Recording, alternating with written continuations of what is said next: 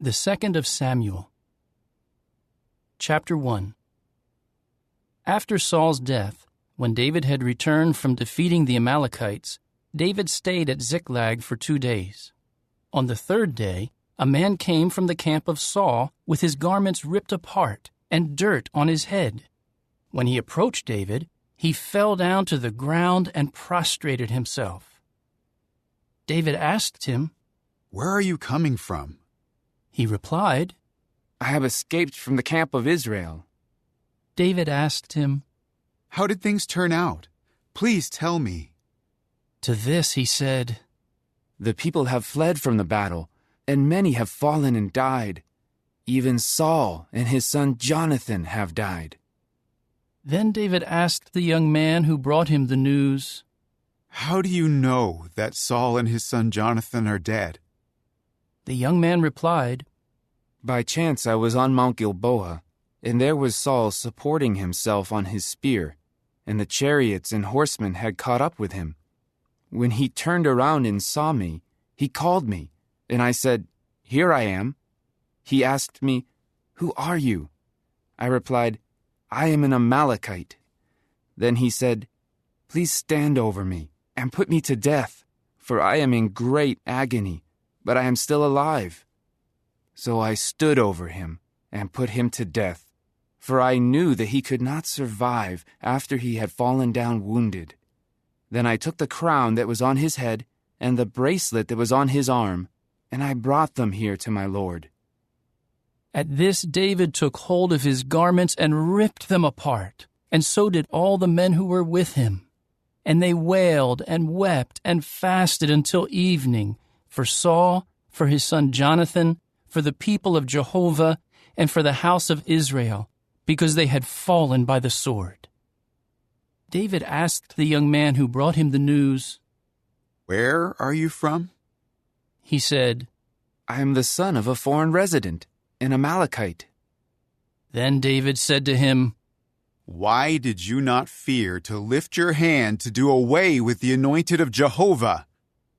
With that David called one of the young men and said, "Step forward and strike him." So he struck him down, and he died. David said to him, "Your blood is on your own head, because your own mouth testified against you by saying, 'I myself put the anointed of Jehovah to death.'" Then David chanted this dirge over Saul and his son Jonathan, and said that the people of Judah should be taught the dirge called the bow, which is written in the book of Jashar. "The beauty, O Israel, lies slain upon your high places. How the mighty have fallen. Do not tell it in Gath. Do not announce it in the streets of Ashkelon. Or the daughters of the Philistines will rejoice, or the daughters of the uncircumcised men will exult. You mountains of Gilboa, may there be no dew or rain upon you, nor fields producing holy contributions. Because there the shield of mighty ones was defiled. The shield of Saul is no longer anointed with oil. From the blood of the slain, from the fat of mighty ones, the bow of Jonathan did not turn back, and the sword of Saul would not return without success. Saul and Jonathan, beloved and cherished during their life, and in death they were not separated. Swifter than the eagles they were, mightier than the lions. O daughters of Israel, weep over Saul, who clothed you in scarlet and finery, who put gold ornaments upon your clothing. How the mighty have fallen in battle. Jonathan lies slain upon your high places. I am distressed over you, my brother Jonathan. You were very dear to me. More wonderful was your love to me than the love of women. How the mighty have fallen, and the weapons of war have perished." Chapter 2. Afterward, David inquired of Jehovah, saying, "Should I go up into one of the cities of Judah?" Jehovah said to him, "Go up." David then asked, "Where should I go?" He replied, "To Hebron." So David went up there with his 2 wives, Ahinoam of Jezreel and Abigail the widow of Nabal the Carmelite. David also brought the men who were with him, each with his household, and they settled in the cities around Hebron. Then the men of Judah came, and there they anointed David as king over the house of Judah. They told David, "The men of Jabesh Gilead were the ones who buried Saul." So David sent messengers to the men of Jabesh Gilead and said to them, "May you be blessed by Jehovah, because you showed loyal love to your lord Saul by burying him.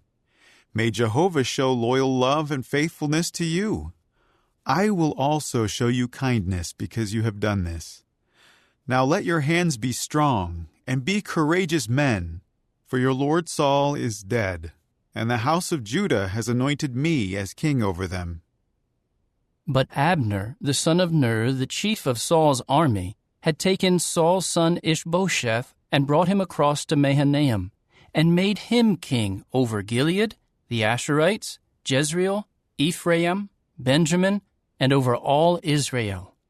Ishbosheth, Saul's son, was 40 years old when he became king over Israel, and he reigned for 2 years. The house of Judah, however, supported David. The time that David was king in Hebron over the house of Judah was 7 years and 6 months. In time, Abner, the son of Ner, and the servants of Ishbosheth, Saul's son, went out from Mahanaim to Gibeon. Joab, the son of Zeruiah, and the servants of David also went out and encountered them at the pool of Gibeon. And one group sat on this side of the pool, and the other group on that side of the pool. Finally, Abner said to Joab, "Let the young men get up and engage in combat before us." To this Joab said, "Let them get up." So they got up and crossed over by number, 12 for Benjamin and Saul's son Ishbosheth, and 12 from the servants of David. They grabbed one another by the head, and each of them thrust his sword into the side of his opponent, and they all fell down together. So that place, which is in Gibeon, was called Helkath Hazurim. The fighting that ensued was extremely fierce that day, and Abner and the men of Israel were finally defeated before the servants of David. Now the 3 sons of Zeruiah were there, Joab, Abishai, and Asahel.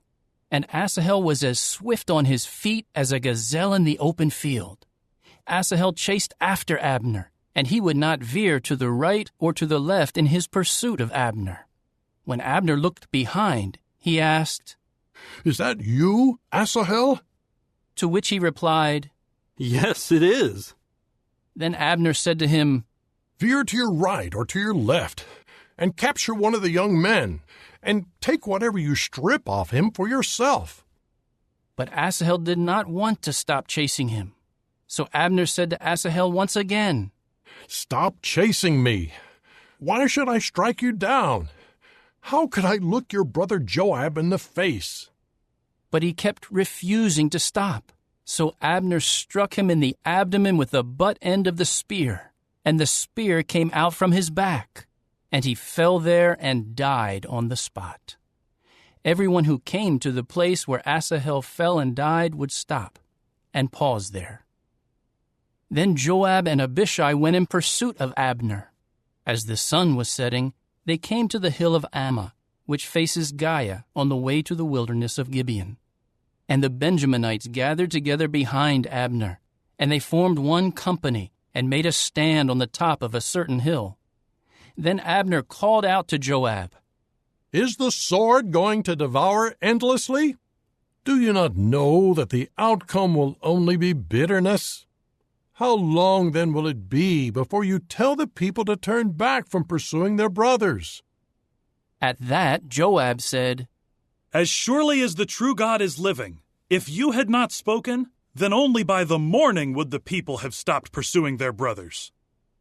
Joab now blew the horn, and his men stopped chasing after Israel. and the fighting ceased. Abner and his men then marched through the Arabah all that night, and crossed the Jordan, and marched through the entire ravine, and finally came to Mahanaim. After Joab turned back from pursuing Abner, he gathered all the people together. Of David's servants, 19 were missing, in addition to Asahel. But the servants of David had defeated the Benjaminites and the men of Abner, and 360 of their men had died. They took Asahel and buried him in his father's tomb, which is at Bethlehem. Then Joab and his men marched all night long, and they reached Hebron at daybreak. Chapter 3. The war between the house of Saul and the house of David dragged on, and David kept getting stronger, and the house of Saul grew steadily weaker. Meanwhile, sons were born to David in Hebron. His firstborn was Amnon, by Ahinoam of Jezreel. His second was Chileab, by Abigail, the widow of Nabal the Carmelite. And the third was Absalom, the son of Maacah, the daughter of Talmai, the king of Geshur. The fourth was Adonijah, the son of Haggith. And the fifth was Shephatiah, the son of Abital. The sixth was Ithream, by David's wife Eglah. These were born to David in Hebron. While the war between the house of Saul and the house of David continued, Abner kept strengthening his position in the house of Saul. Now Saul had had a concubine whose name was Rizpah, the daughter of Aiah. Ishbosheth later said to Abner, "Why did you have relations with the concubine of my father?" Abner grew very angry over the words of Ishbosheth and said, Am I a dog's head from Judah? Until this very day I have shown loyal love toward the house of your father Saul and to his brothers and his friends, and I have not betrayed you into the hand of David. Yet today you call me to account for an error concerning a woman.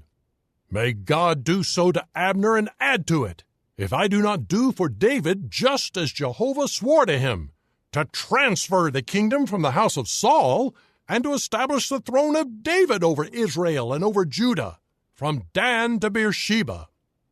He was not able to say one more word in reply to Abner, for he was afraid of him. Abner immediately sent messengers to David, saying, "To whom does the land belong?" He added, "Make a covenant with me, and I will do whatever I can to turn all Israel to your side." To this he replied, Good. I will make a covenant with you. The only thing I ask of you is that you do not try to see my face unless first you bring Michal, Saul's daughter, when you come to see me. Then David sent messengers to Ishbosheth, Saul's son, saying, Give me my wife Michal, to whom I became engaged for 100 foreskins of the Philistines. So Ishbosheth sent to take her from her husband, Paltiel, the son of Laish. But her husband kept walking with her, weeping as he followed her as far as Bahurim. Then Abner said to him, "Go, return." At that he returned. Meanwhile, Abner sent word to the elders of Israel, saying, For some time you wanted to have David as king over you. Now act, for Jehovah said to David, By the hand of my servant David I will save my people Israel from the hand of the Philistines and from the hand of all their enemies. Then Abner spoke to the people of Benjamin. Abner also went to speak privately to David at Hebron, to tell him what Israel and the whole house of Benjamin had agreed upon. When Abner came to David at Hebron with 20 men, David held a feast for Abner and for the men with him. Then Abner said to David, Let me go and gather all Israel together to my lord the king, so that they may make a covenant with you, and you will become king over all that you desire. So David sent Abner off, and he went his way in peace. Just then, David's servants and Joab returned from a raid, bringing a great quantity of spoil back with them. Abner was no longer with David in Hebron, for he had sent him on his way in peace. When Joab and all the army that was with him arrived, Joab was told, Abner, the son of Ner, came to the king, and he sent him off, and he went his way in peace. So Joab went into the king and said, What have you done? Here Abner came to you. Why did you send him off so that he successfully got away? You know Abner the son of Ner. He came here to fool you, and to get to know your every move, and to find out everything that you were doing. So Joab left David and sent messengers after Abner, and they brought him back from the cistern of Sirah. But David did not know anything about it. When Abner returned to Hebron, Joab took him aside inside the gate to speak with him privately. However, there he stabbed him in the abdomen, and he died. This was for killing his brother Asahel. When David heard about it later, he said, I and my kingdom are forever innocent before Jehovah of the blood guilt for Abner the son of Ner. May it turn back on the head of Joab and on the entire house of his father. May Joab's house never be without a man suffering from a discharge, or a leper, or a man working at the spindle, or one falling by the sword, or one in need of food. So Joab and his brother Abishai killed Abner, because he had put Asahel their brother to death in the battle at Gibeon. Then David said to Joab and all the people with him, Rip your garments apart, and tie on sackcloth, and wail over Abner. King David himself was walking behind the funeral bier. They buried Abner in Hebron, and the king wept loudly at Abner's tomb, and all the people gave way to weeping. The king chanted over Abner and said, Should Abner die the death of a senseless person? Your hands had not been bound, and your feet were not in fetters. You fell like one falling before criminals. At that, all the people wept over him again. Later, all the people came to give David bread for consolation, while it was still daytime. But David swore, May God do so to me and add to it, if before the sun sets I taste bread or anything at all. All the people took notice, and it pleased them. Like everything that the king did, it pleased all the people. So all the people and all Israel knew on that day that the king was not responsible for having Abner the son of Ner put to death. Then the king said to his servants, Do you not know that a prince and a great man has fallen this day in Israel? Today I am weak, although anointed as king. And these men, the sons of Zeruiah, are too brutal for me. May Jehovah repay the evildoer according to his own evil. Chapter 4. When Saul's son Ishbosheth heard that Abner had died in Hebron, his courage failed him, and all the Israelites were disturbed. There were 2 men in charge of the marauder bands that belonged to the son of Saul. One was named Baanah, and the other Rechab. They were sons of Rimmon, the Beerothite, of the tribe of Benjamin. For Beeroth, too, used to be counted as part of Benjamin. The Beerothites ran away to Gittaim, and they are foreign residents there down to this day. Now Saul's son Jonathan had a son whose feet were crippled. He was 5 years old when the report about Saul and Jonathan came from Jezreel, and his nurse picked him up and fled. But as she was fleeing in panic, he fell and was crippled. His name was Mephibosheth. The sons of Rimmon the Beerothite, Rechab and Baanah, went to the house of Ishbosheth during the hot part of the day, as he was taking his midday rest. They went into the house as if they were getting wheat, and they struck him in the abdomen. Then Rechab and his brother Baanah escaped. When they had entered the house, he was lying on his bed in his bedroom, and they struck him and put him to death, after which they cut off his head. Then they took his head and walked all night long on the road to the Arabah. And they brought the head of Ishbosheth to David at Hebron, and said to the king, Here is the head of Ishbosheth, the son of Saul, your enemy, who sought your life. This day Jehovah gives to my lord the king revenge on Saul and his descendants." However, David answered Rechab and his brother Baanah, the sons of Rimmon the Beerothite, and said to them, "As surely as Jehovah is living, the one who rescued me out of all distress, when someone reported to me, 'Here Saul is dead,' and he thought he was bringing me good news, I took hold of him and killed him in Ziklag. That was the messenger's reward he received from me. How much more so when wicked men have killed a righteous man in his own house, on his bed? Should I not require his blood from your hands and rid the earth of you?"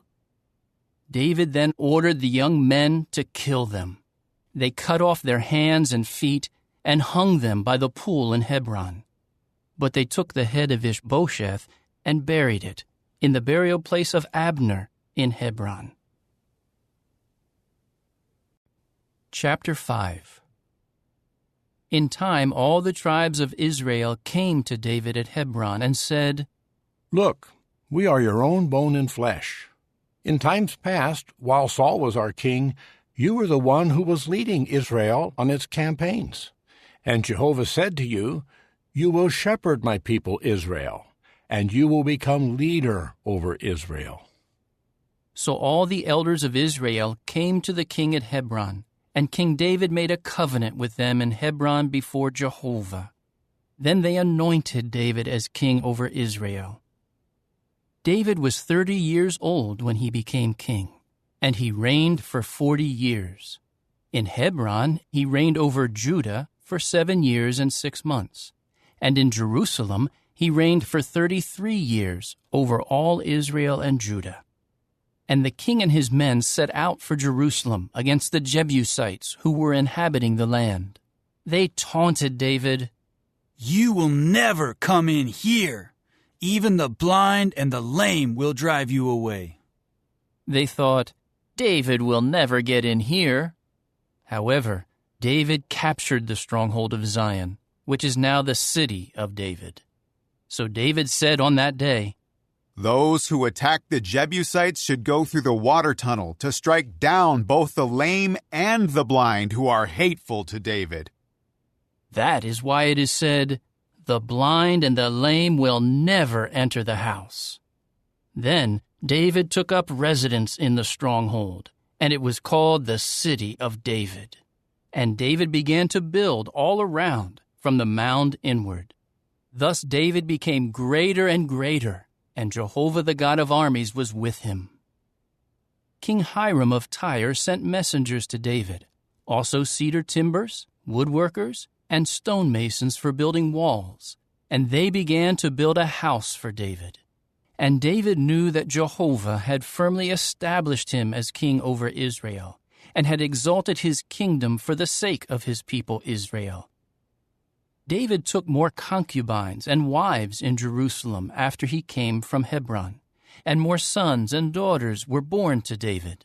These are the names of those born to him in Jerusalem: Shemua, Shobab, Nathan, Solomon, Ibhar, Elishua, Nepheg, Japhiah, Elishama, Eliada, and Eliphalet. When the Philistines heard that David had been anointed as king over Israel, all the Philistines came up to search for David. When David heard about it, he went down to the stronghold. Then the Philistines came in and spread out in the valley of Rephaim. David inquired of Jehovah, saying, "Should I go up against the Philistines? Will you give them into my hand?" At this Jehovah said to David, "Go up, for I will surely give the Philistines into your hand." So David came to Baal-perazim, and David struck them down there. At that he said, "Jehovah has broken through my enemies before me like a breach made by waters." That is why he named that place Baal-perazim. The Philistines abandoned their idols there, and David and his men took them away.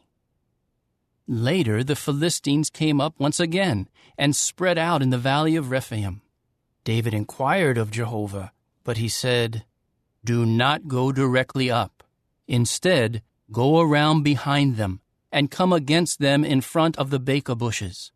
And when you hear the sound of marching in the tops of the beka bushes, then act decisively, for Jehovah will have gone out before you to strike down the army of the Philistines." So David did just as Jehovah commanded him, and he struck down the Philistines from Geba all the way to Gezer. Chapter 6. David again gathered all the best troops in Israel, 30,000 men. Then David and all the men with him set out for Baal-e-Judah to bring up from there the ark of the true God, before which people call on the name of Jehovah of armies, who sits enthroned above the cherubs. However, they placed the ark of the true God on a new wagon to transport it from the house of Abinadab, which was on the hill. And Uzzah and Ahio, the sons of Abinadab, were leading the new wagon. So they transported the ark of the true God from Abinadab's house on the hill, and Ahio was walking ahead of the ark. David and all the house of Israel were celebrating before Jehovah with all sorts of juniper wood instruments, harps, other stringed instruments, tambourines, sistrums, and cymbals. But when they came to the threshing floor of Nacon, Uzzah thrust his hand out to the ark of the true God and grabbed hold of it, for the cattle nearly upset it. At that Jehovah's anger blazed against Uzzah, and the true God struck him down there for his irreverent act, and he died there beside the ark of the true God. But David became angry because Jehovah's wrath had broken through against Uzzah, and that place has been called Perez Uzzah down to this day. So David became fearful of Jehovah on that day and said, "How can the ark of Jehovah come to me?" David was not willing to bring the ark of Jehovah to where he was in the city of David. Instead, David had it taken to the house of Obed-Edom, the Gittite. The ark of Jehovah remained at the house of Obed-Edom the Gittite for 3 months, and Jehovah kept blessing Obed-Edom and all his household. The report was made to King David, "Jehovah has blessed the house of Obed-Edom and all that belongs to him because of the ark of the true God." So David went to bring the ark of the true God from the house of Obed-Edom up to the city of David with rejoicing. When the carriers of the ark of Jehovah had marched 6 steps, he sacrificed a bull and a fattened animal. David was dancing around before Jehovah with all his might. All the while, David wore a linen ephod. David and all the house of Israel were bringing up the ark of Jehovah with joyful shouting and with the sound of the horn. But when the ark of Jehovah came into the city of David, Saul's daughter Michal looked down through the window and saw King David leaping and dancing around before Jehovah, and she began to despise him in her heart. So they brought the ark of Jehovah in and set it in its place inside the tent that David had pitched for it. Then David offered up burnt offerings and communion sacrifices before Jehovah. When David finished offering up the burnt offerings and the communion sacrifices, he blessed the people in the name of Jehovah of armies. Further, he distributed to all the people, to the whole multitude of Israel, to each man and woman, a ring-shaped loaf of bread, a date cake, and a raisin cake. And then all the people left, each to his own house. When David returned to bless his own household, Saul's daughter Michal came out to meet him. She said, "How glorious the king of Israel made himself when he uncovered himself today before the eyes of the slave girls of his servants, just as an empty-headed man openly uncovers himself." At this, David said to Michal, "My celebration was before Jehovah, who chose me rather than your father and all his household, and who appointed me as leader over Jehovah's people Israel. Therefore I will celebrate before Jehovah, and I will humble myself even more than this, and become low even in my own eyes. But by the slave girls whom you mentioned, I will be glorified."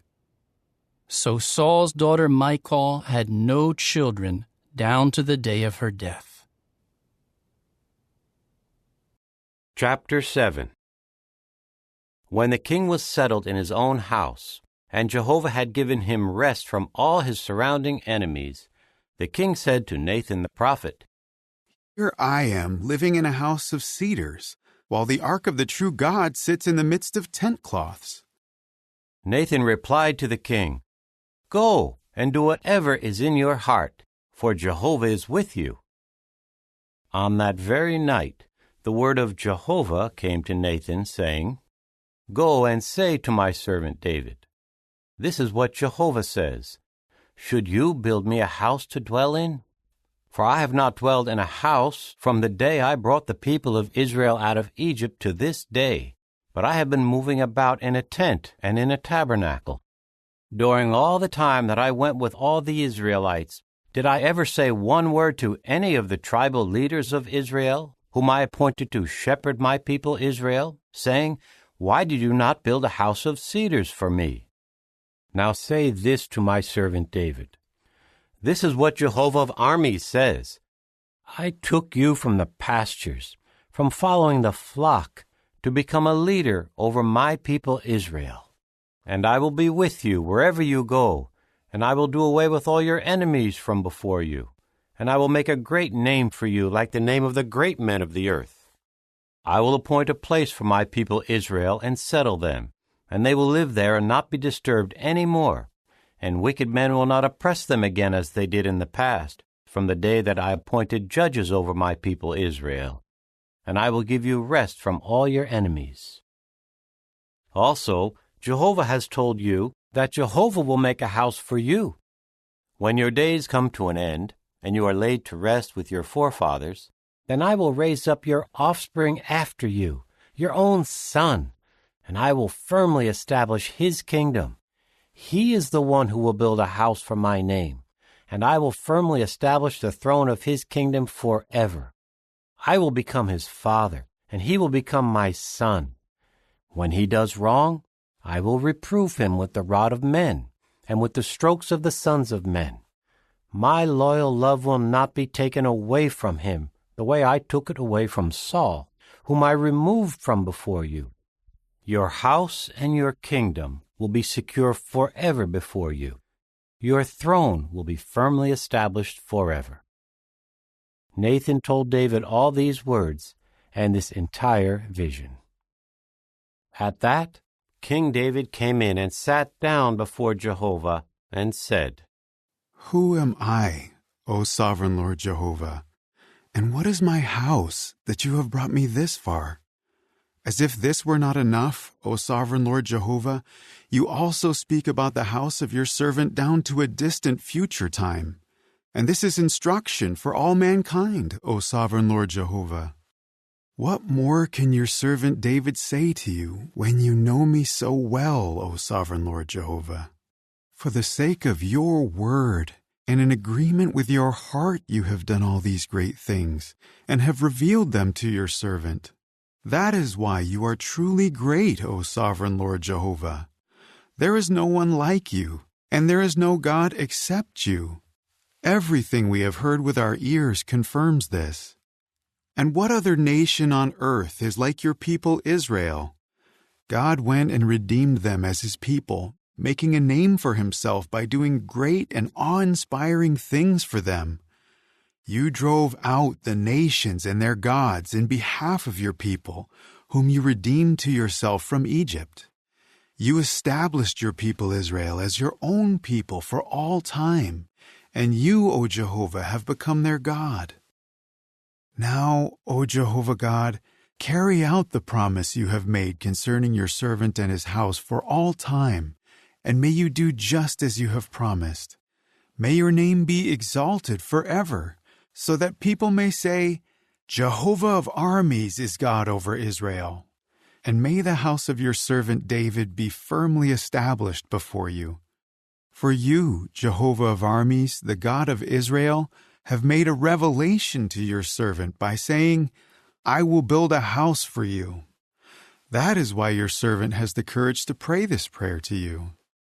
And now, O sovereign Lord Jehovah, you are the true God, and your words are truth, and you have promised these good things to your servant. So may it please you to bless the house of your servant, and may it continue forever before you.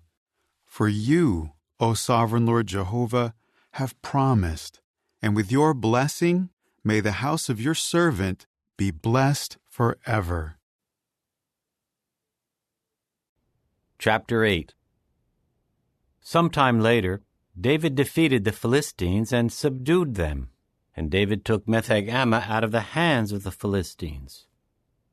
He defeated the Moabites and made them lie down on the ground, and measured them with a line. He measured out 2 lines to be put to death, and 1 full line to be kept alive. And the Moabites became David's servants and brought tribute. David defeated Hadad-ezer, the son of Rehob, the king of Zobah, as he was on his way to restore his authority at the Euphrates River. David captured 1,700 horsemen and 20,000 foot soldiers from him. Then David hamstrung all but 100 of the chariot horses. When the Syrians of Damascus came to help King Hadad-ezer of Zobah, David struck down 22,000 of the Syrians. David then established garrisons in Syria of Damascus, and the Syrians became David's servants and brought tribute. Jehovah gave David victory wherever he went. Moreover, David took the circular shields of gold from the servants of Hadad-ezer and brought them to Jerusalem.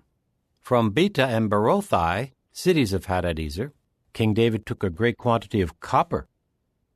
Now King Toi of Hamath heard that David had defeated the entire army of Hadad-ezer. So Toi sent his son Joram to King David to ask about his welfare and to congratulate him because he had fought and defeated Hadad-ezer. For Hadad-ezer had often fought against Toi, and he brought articles of silver, gold, and copper. King David sanctified these to Jehovah, along with the silver and the gold that he had sanctified from all the nations that he had subdued, from Syria and Moab, from the Ammonites, the Philistines, the Amalekites, and from the spoil of Hadad-ezer, the son of Rehob, the king of Zobah. David also made a name for himself when he came back from striking down 18,000 Edomites in the Valley of Salt. He established garrisons in Edom. In all Edom he established garrisons, and all the Edomites became David's servants. Jehovah gave David victory wherever he went. David kept reigning over all Israel, and David was administering justice and righteousness for all his people. Joab the son of Zeruiah was over the army, and Jehoshaphat the son of Ahilud was recorder. Zadok the son of Ahitub and Ahimelech the son of Abiathar were priests, and Sariah was secretary. Benaiah the son of Jehoiada was over the Kerethites and the Pelethites, and David's sons became chief ministers. Chapter 9. David then said, Is there anyone still left of the house of Saul, to whom I may show loyal love for the sake of Jonathan? Now there was a servant of the house of Saul named Ziba. So they called him to David, and the king asked him, Are you Ziba? He replied, I am your servant. The king continued, Is there anyone left of the house of Saul, to whom I may extend God's loyal love? Ziba replied to the king, There is still one son of Jonathan. He is crippled in both feet. The king asked him, Where is he? Ziba replied to the king, He is in the house of Machir, the son of Ammiel, at Lo-debar. King David immediately sent for him and took him from the house of Machir, the son of Ammiel, at Lo-debar. When Mephibosheth, the son of Jonathan, the son of Saul, came in to David, he at once fell face down and prostrated himself. Then David said, Mephibosheth! To which he replied, Here is your servant. David said to him, Do not be afraid, for I will certainly show loyal love to you for the sake of your father Jonathan, and I will return to you all the land of Saul your grandfather, and you will always dine at my table." At that, he prostrated himself and said, "What is your servant, that you have turned your attention to a dead dog like me?" The king now sent for Ziba, Saul's attendant, and said to him, "Everything that belonged to Saul and to all his house I give to the grandson of your master. You will cultivate the land for him, you and your sons and your servants, and you will gather its produce to provide food for those who belong to the grandson of your master to eat. But Mephibosheth, the grandson of your master, will always dine at my table." Now Ziba had 15 sons and 20 servants. Then Ziba said to the king, "Your servant will do all that my lord the king commands his servant to do." So Mephibosheth ate at David's table like one of the sons of the king. Now Mephibosheth also had a young son named Micah, and all those who lived in Ziba's house became servants of Mephibosheth. And Mephibosheth lived in Jerusalem, for he always ate at the table of the king, and he was crippled in both feet. Chapter 10. Later the king of the Ammonites died, and his son Hanun became king in his place. At that, David said, "I will show loyal love toward Hanun the son of Nahash, as his father showed loyal love toward me." So David sent his servants to offer him comfort over the loss of his father. But when David's servants came into the land of the Ammonites, the princes of the Ammonites said to Hanun their lord, "Do you think that David is honoring your father by sending comforters to you? Is it not to search through the city and to spy it out and to overthrow it that David has sent his servants to you?" So Hanun took the servants of David and shaved off half their beards and cut their garments in half at their buttocks and sent them away. When David was told, he at once sent men to meet them, because the men had been deeply humiliated. And the king told them, "Stay in Jericho until your beards grow back, and then return." In time the Ammonites saw that they had become a stench to David. So the Ammonites sent and hired Syrians of Beth-rehob and Syrians of Zobah, 20,000 foot soldiers, and the king of Maacah with 1,000 men, and from Ishtab 12,000 men. When David heard about it, he sent Joab and the entire army, including his mightiest warriors. And the Ammonites went out and drew up in battle formation at the entrance of the city gate, while the Syrians of Zobah and of Rehob, along with Ishtab and Maacah, were by themselves in the open field. When Joab saw that the battle charges were coming against him from the front and the rear, he chose some of the best troops in Israel and drew them up in battle formation to meet the Syrians. He put the rest of the men under the command of his brother Abishai in order to draw them up in battle formation to meet the Ammonites. Then he said, "If the Syrians become too strong for me, then you must come to my rescue. But if the Ammonites become too strong for you, I will come to your rescue. We must be strong and courageous for our people and for the cities of our God, and Jehovah will do what is good in his eyes." Then Joab and his men advanced to meet the Syrians in battle, and they fled from before him. When the Ammonites saw that the Syrians had fled, they fled from Abishai and went into the city. After that, Joab returned from the Ammonites and came to Jerusalem.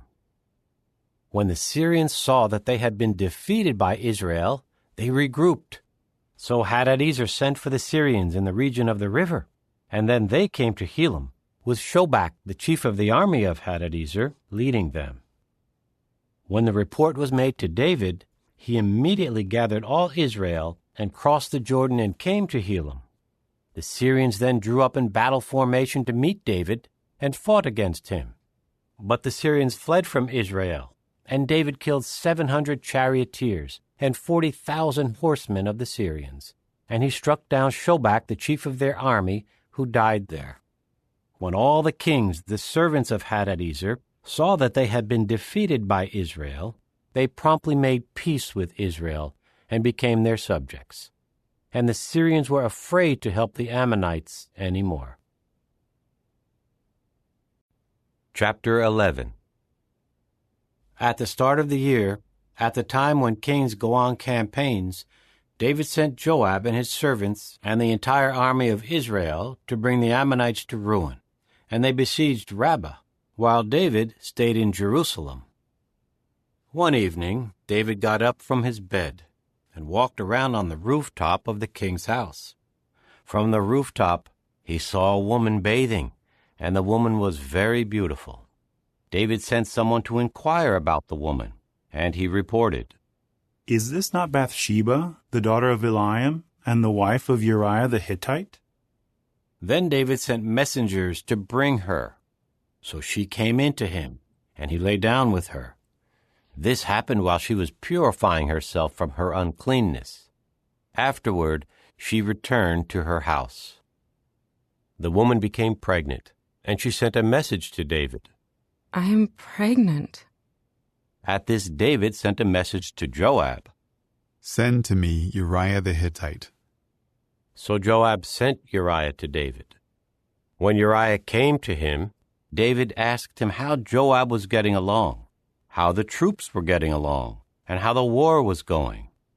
David then said to Uriah, "Go down to your house and relax." When Uriah left the king's house, the king's courtesy gift was sent after him.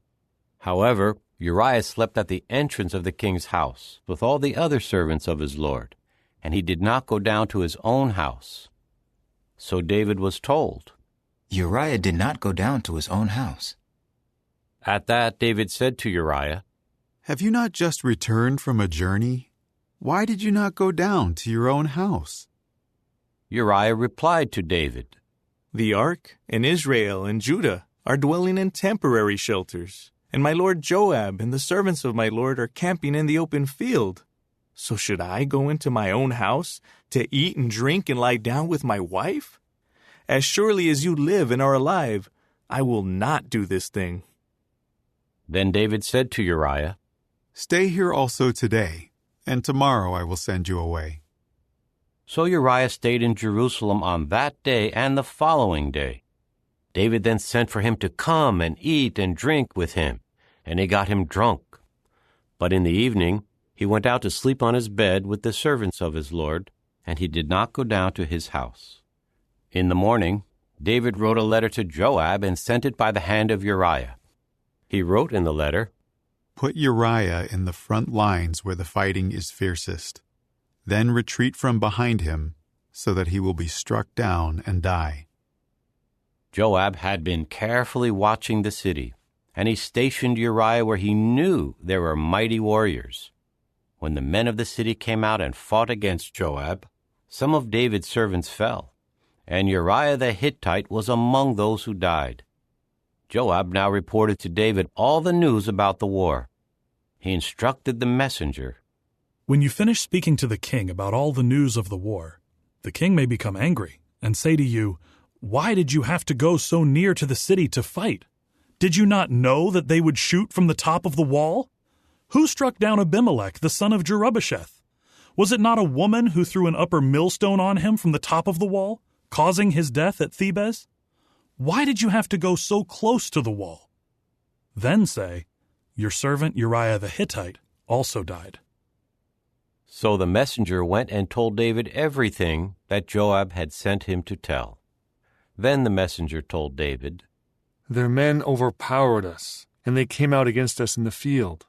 But we drove them back to the entrance of the city gate. And the archers were shooting at your servants from the top of the wall, and some of the servants of the king died. Your servant, Uriah the Hittite, also died." At that David said to the messenger, "Say this to Joab. Do not let this matter trouble you, for the sword devours one as well as another. Intensify your battle against the city and conquer it, and encourage him." When Uriah's wife heard that her husband Uriah had died, she began to mourn her husband. As soon as the mourning period was over, David sent for her and brought her to his house, and she became his wife and bore him a son. But what David had done was very displeasing to Jehovah. Chapter 12. So Jehovah sent Nathan to David. He came in to him and said, There were 2 men in one city, the one rich and the other poor. The rich man had very many sheep and cattle, but the poor man had nothing but one small female lamb, which he had bought. He cared for it, and it grew up together with him and his sons. It would eat from the little food he had, and drink from his cup, and sleep in his arms. It became as a daughter to him. Later, a visitor came to the rich man, but he would not take any of his own sheep and cattle to prepare a meal for the traveler who had come to him. Instead, he took the poor man's lamb and prepared it for the man who had come to him. At this, David grew very angry against the man, and he said to Nathan, As surely as Jehovah is living, the man who did this deserves to die. And he should pay for the lamb 4 times over, because he did this and showed no compassion. Then Nathan said to David, You are the man. This is what Jehovah the God of Israel says. I myself anointed you as king over Israel, and I rescued you from the hand of Saul. I was willing to give you your master's house and put your master's wives in your arms. And I gave you the house of Israel and of Judah. And as if that were not enough, I was willing to do much more for you. Why did you despise the word of Jehovah by doing what is bad in his eyes? You struck down Uriah the Hittite with the sword. Then you took his wife as your wife after you killed him by the sword of the Ammonites. Now a sword will never depart from your own house, because you despised me by taking the wife of Uriah the Hittite as your wife. This is what Jehovah says. Here I am bringing against you calamity from within your own house, and before your own eyes I will take your wives and give them to another man, and he will lie down with your wives in broad daylight. Although you acted in secret, I will do this in front of all Israel and in broad daylight. David then said to Nathan, I have sinned against Jehovah. Nathan replied to David, Jehovah in turn forgives your sin. You will not die. Nevertheless, because you have treated Jehovah with utter disrespect in this matter, the son just born to you will certainly die. Then Nathan went to his own house. And Jehovah struck the child whom Uriah's wife had borne to David, and he became sick. David pleaded with the true God in behalf of the boy. David went on a strict fast, and would go in and spend the night lying on the ground. So the elders of his house stood over him and tried to raise him up from the ground, but he refused and would not eat with them. On the 7th day the child died. But David's servants were afraid to tell him that the child was dead. They said, While the child was alive, we spoke to him, and he did not listen to us. So how can we tell him that the child has died? He may do something terrible. When David saw that his servants were whispering to one another, he discerned that the child had died. David said to his servants, Has the child died? They replied, He has died. So David got up from the ground. He washed, rubbed himself with oil, changed his clothing, and went to the house of Jehovah and prostrated himself. Afterward, he went to his house and asked for food to be brought to him, and he ate. His servants asked him, Why have you acted in this way? While the child was alive, you fasted and kept weeping. But as soon as the child died, you got up and ate food. He replied, While the child was alive, I fasted and kept weeping because I said to myself, Who knows whether Jehovah may show me favor and let the child live? Now that he has died, why should I fast? Can I bring him back? I will go to him, but he will not return to me. Then David comforted his wife Bathsheba. He went in to her and lay down with her. In time she bore a son, and he was named Solomon. And Jehovah loved him, and he sent word through Nathan the prophet to name him Jedediah, for the sake of Jehovah. Joab continued fighting against Rabbah of the Ammonites, and he captured the royal city. So Joab sent messengers to David and said, I have fought against Rabbah, and I have captured the city of waters. Now gather the rest of the troops and encamp against the city and capture it. Otherwise, I will be the one to capture the city, and it will be credited to me. So David gathered all the troops and went to Rabbah, and fought against it and captured it. Then he took the crown of Malcham from its head. The weight of it was a talent of gold, along with precious stones, and it was placed on David's head. He also took a vast amount of spoil from the city. And he brought out the people who were in it, and put them to work at sawing stones, at working with sharp iron instruments, and with iron axes, and at brick-making. That was what he did to all the cities of the Ammonites. Finally, David and all the troops returned to Jerusalem. Chapter 13. Now David's son Absalom had a beautiful sister named Tamar, and David's son Amnon fell in love with her. Amnon was so distressed that he became sick because of his sister Tamar, for she was a virgin, and it seemed impossible for Amnon to do anything to her. Now Amnon had a companion named Jehonadab, the son of Shimeah, David's brother, and Jehonadab was a very clever man. So he said to him, Why are you, the king's son, so depressed every morning? Why not tell me? Amnon replied to him, I am in love with Tamar, the sister of my brother Absalom. Jehonadab replied to him, Lie down on your bed and pretend to be sick. When your father comes to see you, say to him, Please let my sister Tamar come and serve me some food. If she prepares the food given to the sick before my eyes, I will eat it from her hand. So Amnon lay down and pretended to be sick, and the king came in to see him. Then Amnon said to the king, Please, let my sister Tamar come in and bake 2 heart-shaped cakes before my eyes, so that I may take food from her hand. At that, David sent a message to Tamar at the house, saying, Please go to the house of your brother Amnon and prepare food for him. So Tamar went to the house of her brother Amnon, where he was lying down. She took the dough and kneaded it into cakes before his eyes and cooked the cakes. Then she took the pan and served him. But Amnon refused to eat and said, Have everybody leave me. So everybody left him. Amnon now said to Tamar, Bring the food into the bedroom, so that I may eat it from your hand. So Tamar took the heart-shaped cakes that she had made and brought them to her brother Amnon in the bedroom. When she brought them for him to eat, he grabbed her and said, Come, lie down with me, my sister. But she said to him, No, my brother, do not humiliate me, for such a thing is not done in Israel. Do not do this disgraceful thing. How could I live down my shame? And you will be regarded as one of the disgraceful men in Israel. Now speak, please, to the king, for he will not withhold me from you.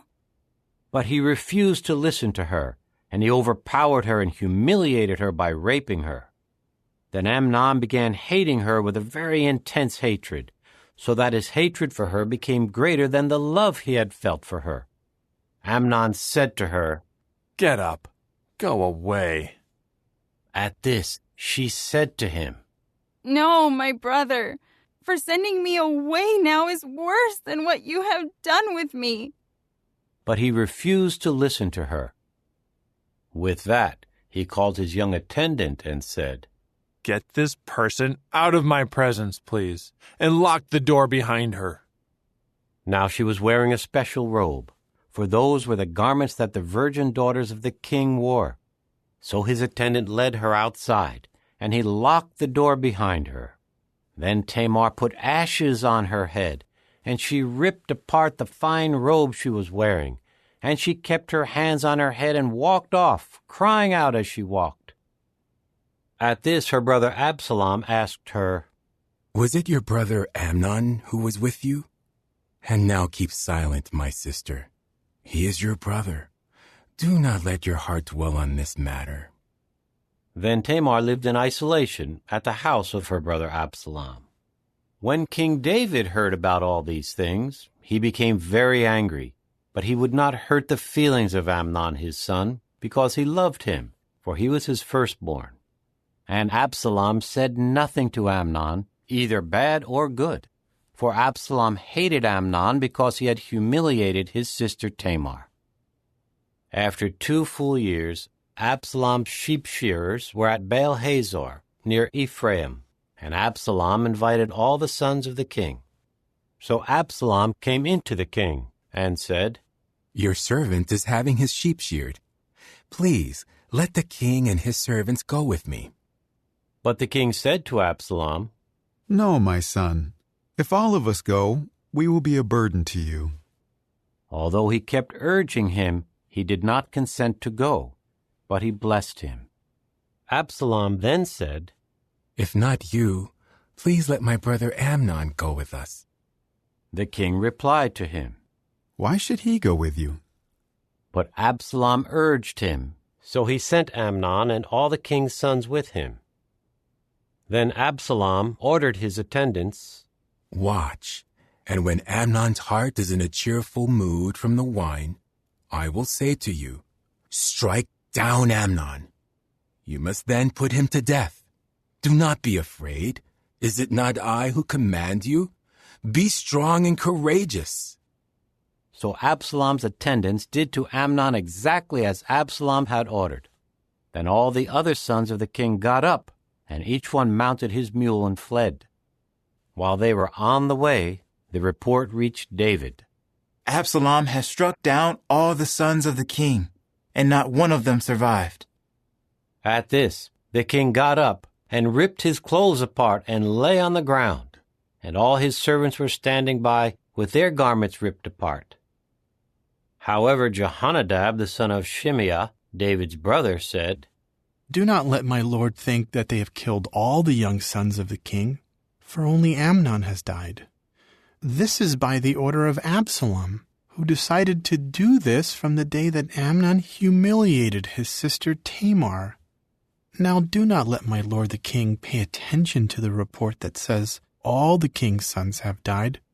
Only Amnon has died. Meanwhile, Absalom ran away. Later the watchman raised his eyes and saw that there were many people coming from the road behind him next to the mountain. At this, Jehonadab said to the king, Look, the king's sons have returned. It is just as your servant said. As he finished speaking, the king's sons came in, weeping loudly. Also the king and all his servants wept very bitterly. But Absalom fled and went to Talmai the son of Ammihud, the king of Geshur. David mourned his son for many days. After Absalom fled and went to Geshur, he stayed there for 3 years. Finally, King David longed to go to Absalom, for he had become reconciled to the death of Amnon. Chapter 14. Now Joab the son of Zeruiah learned that the king's heart longed for Absalom. So Joab sent to Tekoa and summoned from there a clever woman and told her, Act like you are in mourning, please, and put on garments of mourning, and do not rub yourself with oil. Behave like a woman who has been mourning over someone dead for a long time. Then go in and speak to the king like this. With that, Joab put the words in her mouth. The Tekoite woman went in to the king and fell with her face to the ground and prostrated herself and said, Help me, O king. The king replied to her, What is the matter? To this she said, Alas, I am a widow. My husband is dead, and I, your servant, had 2 sons, and the 2 of them fought with each other in the field. There was no one to separate them, and one struck the other down and killed him. Now the whole family has risen up against me, your servant, and they are saying, 'Hand over the one who struck his brother, so that we may put him to death for the life of his brother whom he killed, even if it means wiping out the air.' They would extinguish the last glowing coal that I have left, and leave to my husband neither a name nor a survivor on the surface of the earth." Then the king said to the woman, "Go to your home, and I will issue an order regarding you." At this the Tekoite woman said to the king, "O my lord the king, let the guilt be on me and on my father's house, while the king and his throne are innocent." The king then said, "If anyone speaks further to you, bring him to me, and he will never trouble you again." But she said, "Please, let the king remember Jehovah your God, so that the avenger of blood does not bring ruin and annihilate my son." To this he said, "As surely as Jehovah is living, not one of your son's hairs will fall to the ground." The woman now said, "Let your servant, please, speak a word to my lord the king." So he said, "Speak." The woman said, "Why then have you thought to do something like this against the people of God? When the king speaks this way, he makes himself guilty, for the king does not bring back his own banished son. We will surely die and be like waters that are poured out on the ground, which cannot be recovered. But God would not take away a life, and he considers reasons why the banished one should not always be banished from him. I have come in to say this to my lord the king, because the people made me afraid. So your servant said, 'Let me speak, please, to the king. Perhaps the king will act on the request of his slave. The king may listen and rescue his slave from the hand of the man seeking to annihilate me and my only son from the inheritance God gave us.' Then your servant said, 'May the word of my lord the king please give me relief. For my lord the king is just like an angel of the true God in distinguishing what is good from what is bad. May Jehovah your God be with you.'" The king now answered the woman, "Please do not hide from me anything I ask you." The woman replied, "Let my lord the king speak, please." The king then asked, "Did Joab put you up to all of this?"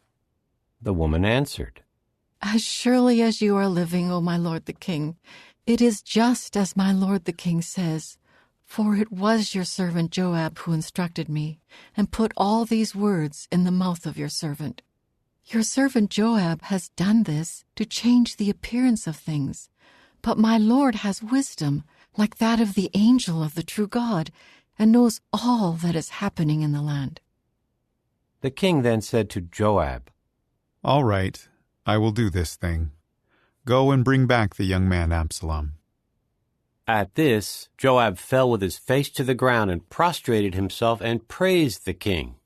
Joab said, "Today your servant knows that I have found favor in your eyes, O my lord the king, because the king has acted on the request of his servant." Then Joab got up and went to Geshur and brought Absalom to Jerusalem. However, the king said, "Let him return to his own house, but he may not see my face." So Absalom returned to his own house, and he did not see the face of the king. Now in all Israel, no man was as highly praised for his handsome appearance as Absalom. From the sole of his foot to the crown of his head, there was no flaw in him. When he shaved his head, he had to shave it at the end of every year because it was so heavy for him. The hair of his head weighed 200 shekels by the royal stone weight. To Absalom were born 3 sons and 1 daughter, whose name was Tamar.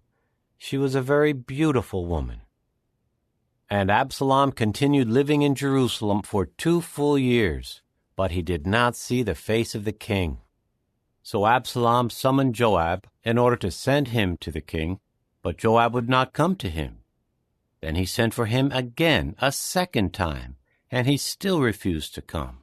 Finally he said to his servants, "Joab's plot of land is next to mine, and he has some barley there. Go and set it on fire."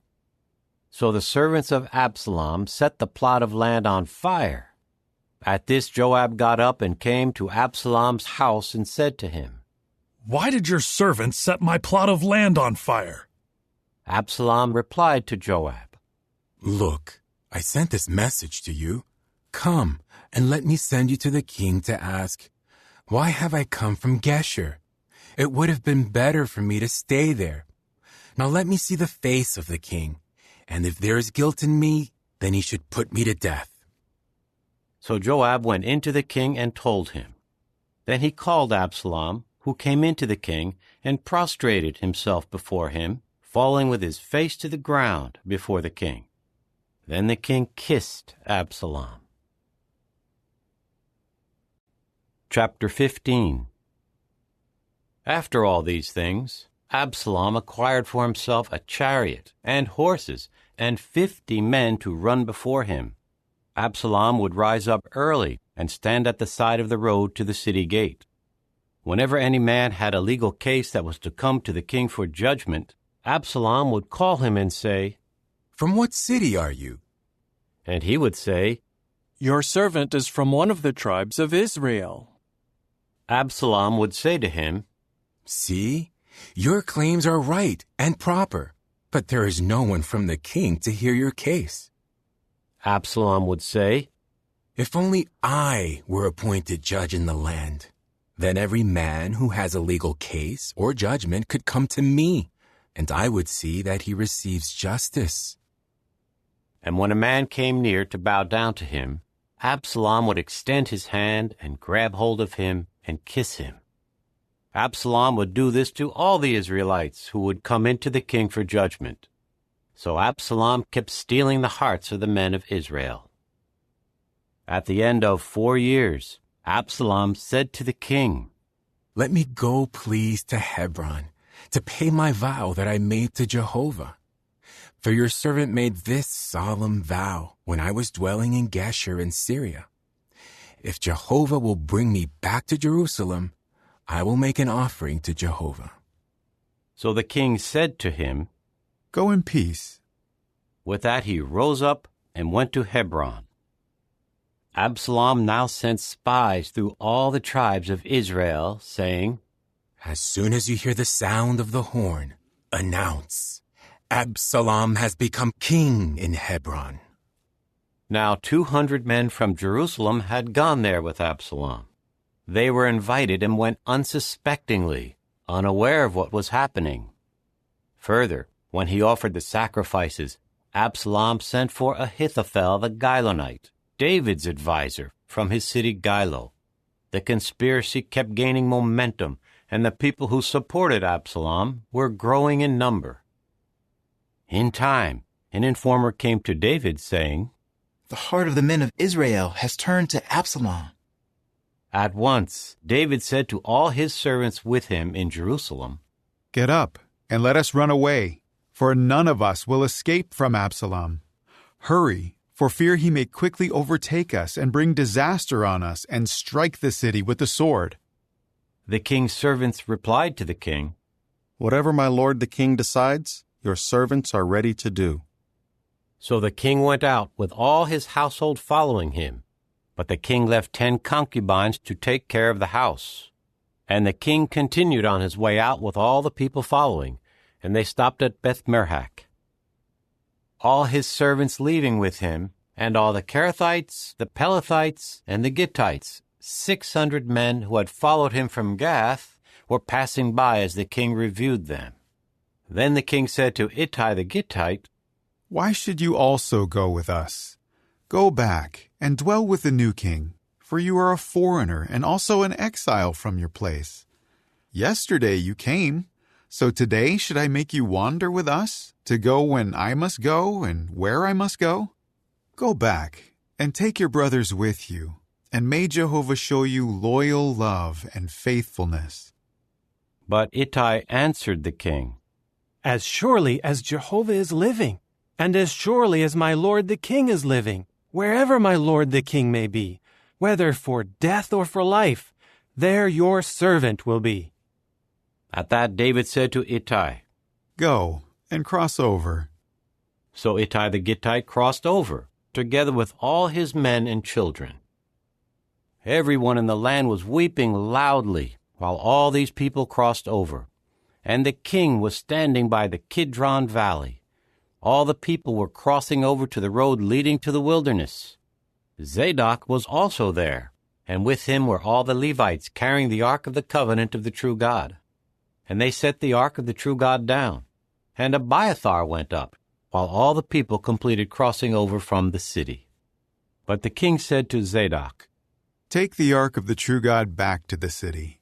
If I find favor in the eyes of Jehovah, he will also bring me back and let me see it and its dwelling place. But if he should say, 'I have found no pleasure in you,' then let him do to me whatever seems good in his eyes." The king said to Zadok the priest, "Are you not a seer?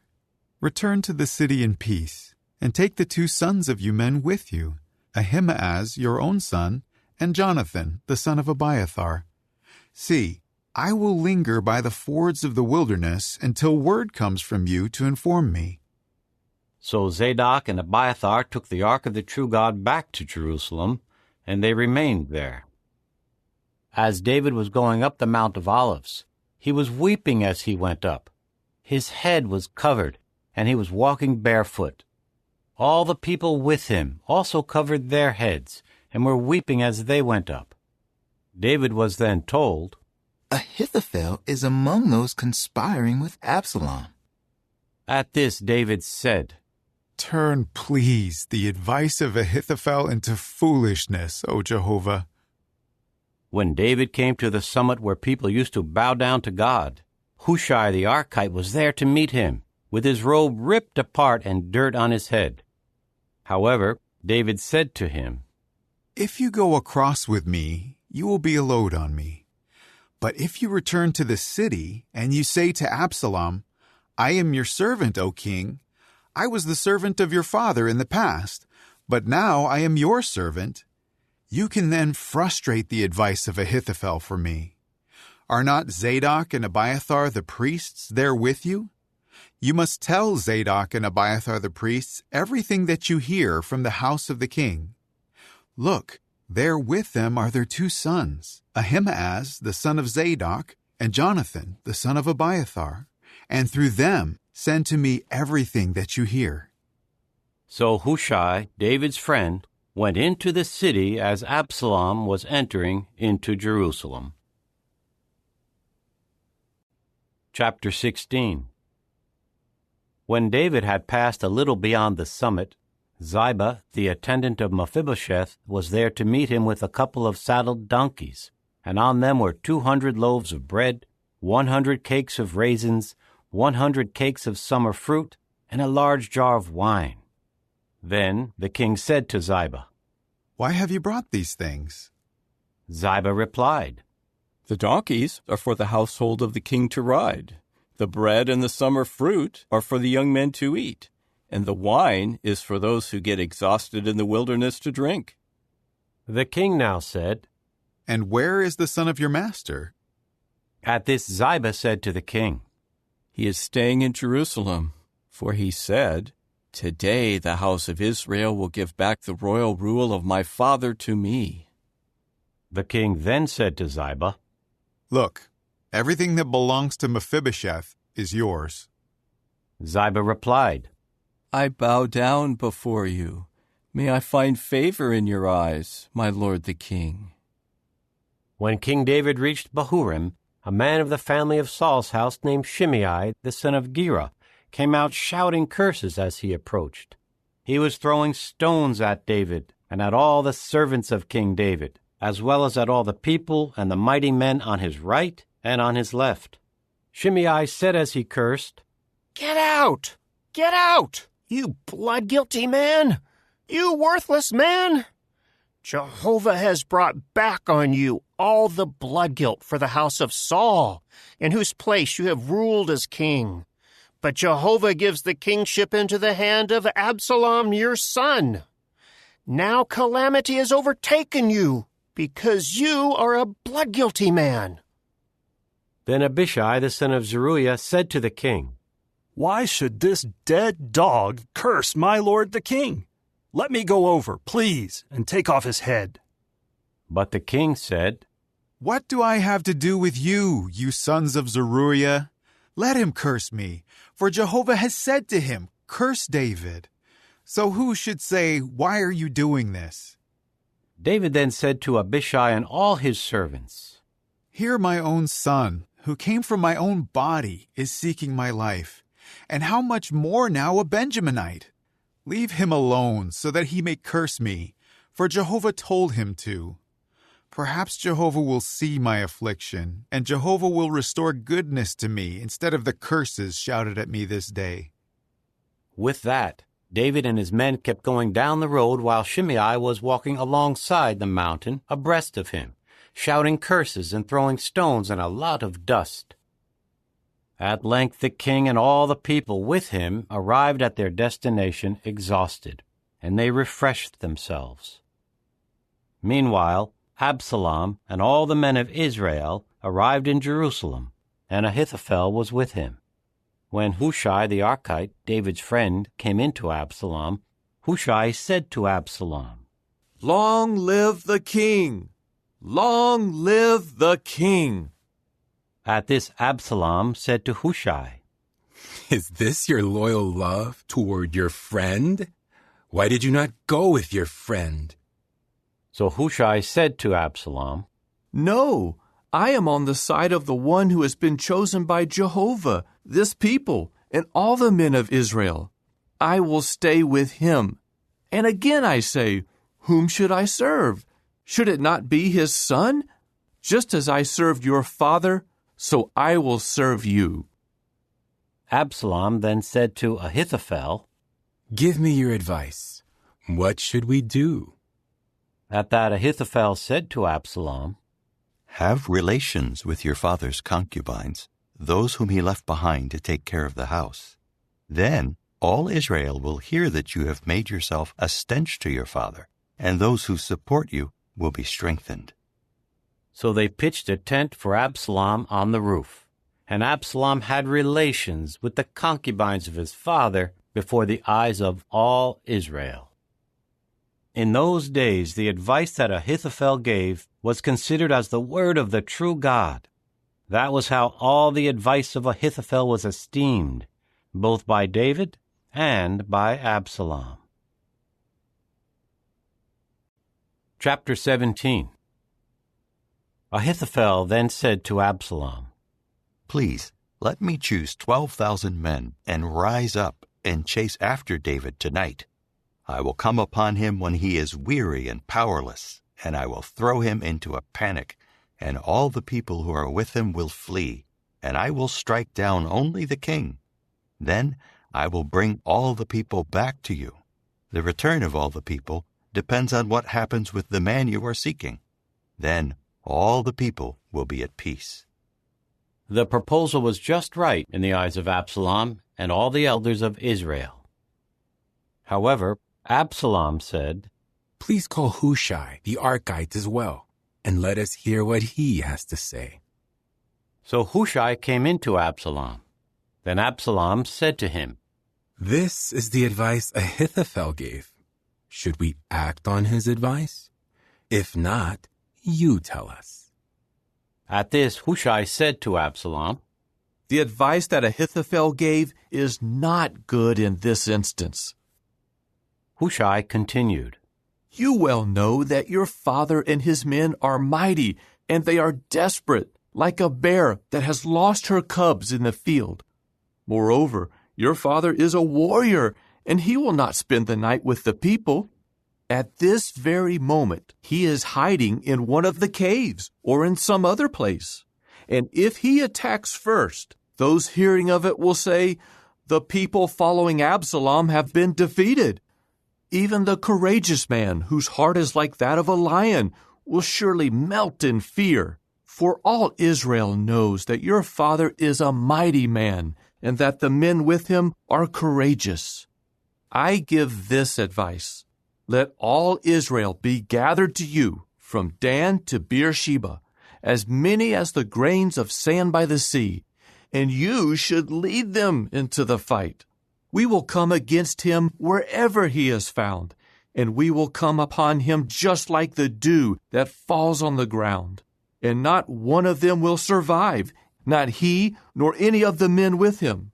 If he retreats into a city, all Israel will carry ropes to that city, and we will drag it down into the valley until not even a pebble is left." Then Absalom and all the men of Israel said, "The advice of Hushai the Archite is better than the advice of Ahithophel." For Jehovah had determined to frustrate the sound advice of Ahithophel, so that Jehovah could bring disaster on Absalom. Hushai later said to Zadok and Abiathar the priests, "This is what Ahithophel has advised Absalom and the elders of Israel, and this is what I have advised. Now quickly send word to David and warn him, do not stay at the fords of the wilderness tonight, but cross over without fail, or the king and all the people with him may be wiped out." Jonathan and Ahimaaz were staying at En-Rogel. So a servant girl went off and told them, and they went to tell King David, for they did not dare to be seen entering the city. However, a young man saw them and told Absalom. So the two of them quickly went off and came to the house of a man in Bahurim who had a well in his courtyard. They went down into it, and the man's wife spread a covering over the top of the well and covered it with cracked grain. No one knew about it. The servants of Absalom came to the woman at her house and asked, "Where are Ahimaaz and Jonathan?" The woman replied, "They passed by toward the water." Then the men searched for them but did not find them, so they returned to Jerusalem. After the men were gone, they came up out of the well and went and informed King David. They said to him, "Rise up and quickly cross the water, for this is what Ahithophel advised against you." Immediately David and all the people with him rose up and crossed the Jordan. By daybreak there was no one left who had not crossed the Jordan. When Ahithophel saw that his advice had not been acted on, he saddled a donkey and went to his house in his hometown. After he gave instructions to his household, he hanged himself. So he died and was buried in the burial place of his forefathers. Meanwhile, David went to Mahanaim, and Absalom crossed the Jordan with all the men of Israel. Absalom put Amasa in charge of the army in place of Joab. Amasa was the son of a man named Ithra the Israelite, who had relations with Abigail, the daughter of Nahash, the sister of Zeruiah, Joab's mother. Israel and Absalom camped in the land of Gilead. As soon as David came to Mahanaim, Shobai the son of Nahash from Rabbah of the Ammonites, Machir the son of Ammiel from Lodebar, and Barzillai the Gileadite from Rogelim brought beds, basins, clay pots, wheat, barley, flour, roasted grain, broad beans, lentils, parched grain, honey, butter, sheep, and cheese.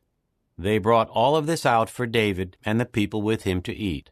For they said, "The people are hungry and tired and thirsty in the wilderness."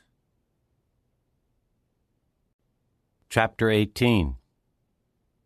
Then David numbered the men who were with him, and placed over them chiefs of thousands and chiefs of hundreds. And David sent 1/3 of the men under the command of Joab, 1/3 under the command of Joab's brother Abishai the son of Zeruiah, and 1/3 under the command of Ittai the Gittite. The king then said to the men, "I will also go out with you."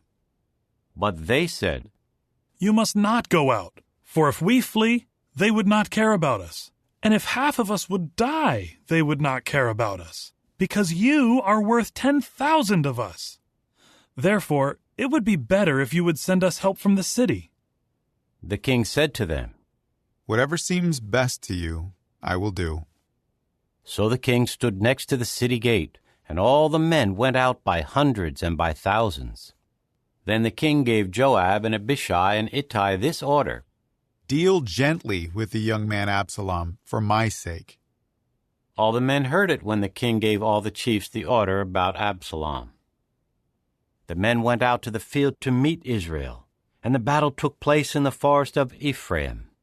There the people of Israel were defeated by the servants of David, and a great slaughter took place on that day, 20,000 men. The battle spread through the whole region. Furthermore, the forest devoured more of the people than the sword did on that day. Absalom eventually found himself facing the servants of David. Absalom was riding on a mule, and the mule went under the thick branches of a large tree, and his head got entangled in the big tree, so that he was suspended in mid-air, while the mule he had been riding kept going. Then someone saw it and told Joab, "Look, I have seen Absalom hanging in a big tree." Joab replied to the man who told him, "If you saw it, why did you not strike him down to the ground on the spot? Then I would have gladly given you 10 pieces of silver and a belt." But the man said to Joab, "Even if I were handed 1,000 pieces of silver, I could not lift my hand against the king's son. For we heard the king order you and Abishai and Ittai, whoever you are, watch over the young man Absalom.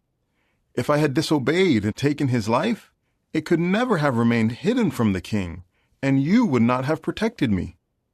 To this Joab said, "I am not going to waste any more time with you." So he took 3 spikes in his hand and drove them through the heart of Absalom while he was still alive in the midst of the big tree. Then 10 attendants who carried Joab's weapons came and struck Absalom until he was dead. Joab now blew the horn, and the men returned from chasing after Israel. Joab called for them to halt. They took Absalom and threw him into a big pit in the forest, and piled up over him a very big heap of stones, and all Israel fled to their homes. Now Absalom, while he was alive, had taken and set up for himself a pillar in the valley of the king. For he said, "I have no son to preserve the memory of my name."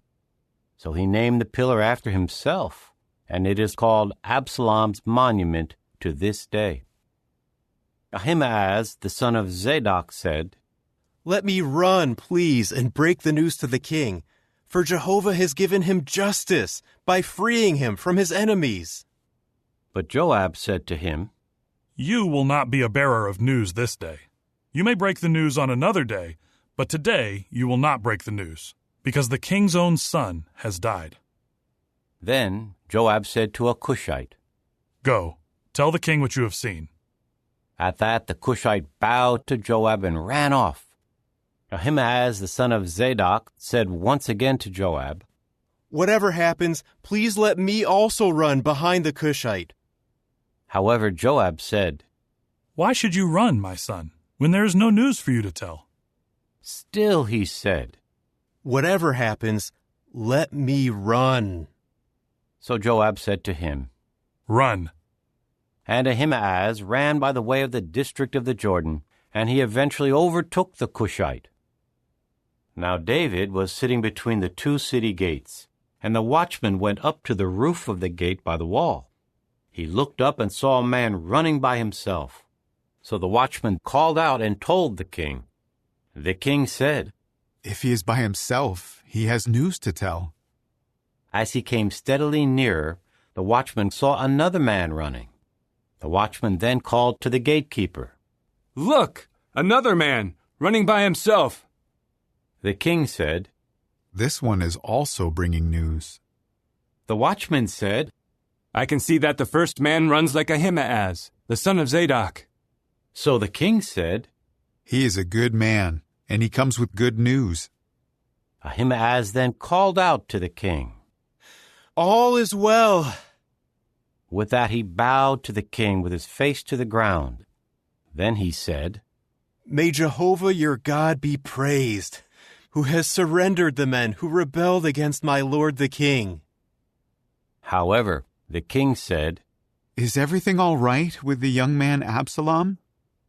To this Ahimaaz said, "I saw the great commotion when Joab sent the king's servant and your servant, but I did not know what it was." So the king said, "Step aside. Stand here." At that he stepped aside and stood there. Then the Cushite arrived, And the Cushites said, Let my lord the king accept this news. Today Jehovah has brought justice by freeing you from the hand of all those who rebelled against you. But the king said to the Cushite, Is everything all right with the young man Absalom? To this the Cushite said, May all the enemies of my lord the king, and all those who rebelled against you to harm you, become like the young man. This disturbed the king, and he went up to the roof chamber over the gateway and wept, saying as he walked, My son Absalom, my son Absalom. If only I had died instead of you, Absalom, my son, my son. Chapter 19. It was reported to Joab, The king is weeping and mourning for Absalom. So the victory on that day was turned into mourning for all the people, because they heard that the king was grieving over his son. The people quietly returned to the city that day like people who are ashamed because they fled in the battle. The king covered his face and kept crying out with a loud voice, My son Absalom, Absalom, my son, my son. Then Joab went in to the king at the house and said, Today you have put to shame all your servants who this day saved your life and the lives of your sons, your daughters, your wives, and your concubines. You love those who hate you and hate those who love you. For you have made it clear today that your chiefs and servants mean nothing to you. Because I am sure that if only Absalom were alive today and the rest of us were dead, it would be all right with you. Now get up, go out and reassure your servants, because by Jehovah I swear that if you do not go out, not a man will remain with you tonight. This will be worse for you than all the injury that has come upon you from your youth until now. So the king rose up and sat in the city gate, and all the people were informed. Now the king is sitting in the gate. Then all the people came before the king. But Israel had fled, each to his home. All the people in all the tribes of Israel were disputing, saying, The king saved us from our enemies, and he rescued us from the Philistines, but now he has fled the land because of Absalom. And Absalom, whom we anointed over us, has died in the battle. So now why are you doing nothing to bring the king back? King David sent this message to Zadok and Abiathar the priests. Speak to the elders of Judah, saying, Why should you be the last ones to bring the king back to his house, when the word of all Israel has come to the king at his house? You are my brothers. You are my own bone and flesh. Why should you be the last ones to bring the king back? And you should say to Amasa, Are you not my own bone and flesh? So may God do to me and add to it if you will not become my army chief from now on instead of Joab. So he won over the hearts of all the men of Judah as one man, and they sent word to the king, Come back, you and all your servants. The king started back and reached the Jordan, and the people of Judah came to Gilgal to meet the king and to escort him across the Jordan. Then Shimei the son of Gera, the Benjaminite from Bahurim, hurried down with the men of Judah to meet King David, and there were 1,000 men from Benjamin with him. Also Ziba, the attendant of the house of Saul, with his 15 sons and 20 servants, rushed down to the Jordan ahead of the king. He crossed the ford to bring the king's household across, and to do whatever he desired. But Shimei the son of Gera fell down before the king when he was about to cross the Jordan. He said to the king, Do not let my lord hold me guilty, and do not remember the wrong your servant did on the day that my lord the king went out of Jerusalem. May the king not take it to heart, for your servant well knows that I have sinned. So today I have been the first of all the house of Joseph to come down to meet my lord the king. At once Abishai the son of Zeruiah said, Should not Shimei be put to death for this, because he cursed the anointed of Jehovah? But David said, What does this have to do with you, you sons of Zeruiah, that you should act against me today? Should anyone be put to death today in Israel? For do I not know that today I am king over Israel? Then the king said to Shimei, You will not die. And the king gave him his oath. Mephibosheth, the grandson of Saul, also came down to meet the king. He had not cared for his feet, or trimmed his mustache, or washed his garments from the day the king left until the day he returned in peace. When he came to Jerusalem to meet the king said to him, Why did you not go with me, Mephibosheth? To this he said, My lord the king, my servant tricked me. For your servant had said, Let me get my donkey saddled, so that I may ride on it and go with the king, for your servant is crippled. But he slandered your servant to my lord the king. However, my lord the king is like an angel of the true God. So do whatever seems good to you. All the household of my father could have been doomed to death by my lord the king. And yet you placed your servant among those eating at your table. So what right do I have to cry out further to the king? However, the king said to him, Why keep on speaking like this? I have decided that you and Ziba should share the field. At this Mephibosheth said to the king, Let him take it all, now that my lord the king has come to his house in peace. Then Barzillai the Gileadite came down from Rogelim to the Jordan to escort the king to the Jordan. Barzillai was very old, 80 years of age, and he supplied the king with food while he was staying in Mahanaim, for he was a very wealthy man. So the king said to Barzillai, Cross over with me, and I will supply you with food in Jerusalem. But Barzillai said to the king, How many days of my life are left that I should go up with the king to Jerusalem? I am 80 years old today. Can I discern between good and bad? Can I, your servant, taste what I eat and drink? Can I still listen to the voice of male and female singers? So why should your servant be an added burden to my lord the king? It is enough that your servant could bring the king to the Jordan. Why should the king repay me with this reward? Let your servant return, please, and let me die in my city, near the burial place of my father and my mother. But here is your servant Kimham. Let him cross over with my lord the king, and you may do for him what seems good to you. So the king said, Kimham will go across with me, and I will do for him what seems good to you. Whatever you ask of me, I will do for you. All the people now began to cross the Jordan. And when the king crossed, the king kissed Barzillai and blessed him, and Barzillai returned home. When the king went across to Gilgal, Kimham crossed with him. All the people of Judah and half the people of Israel brought the king across. Then all the men of Israel approached the king and said to him, Why did our brothers, the men of Judah, steal you away and bring the king and his household over the Jordan, along with all of David's men? All the men of Judah answered the men of Israel, Because the king is related to us. Why are you angry over this? Have we eaten anything at the king's expense? Or has a gift been given to us? However, the men of Israel answered the men of Judah, We have 10 parts in the king, so that we have a greater claim in David than you have. Why then have you treated us with contempt? Should we not have been first to bring our king back? But the word of the men of Judah prevailed over that of the men of Israel. Chapter 20. Now there was a troublemaker named Sheba, the son of Bichri, a Benjaminite.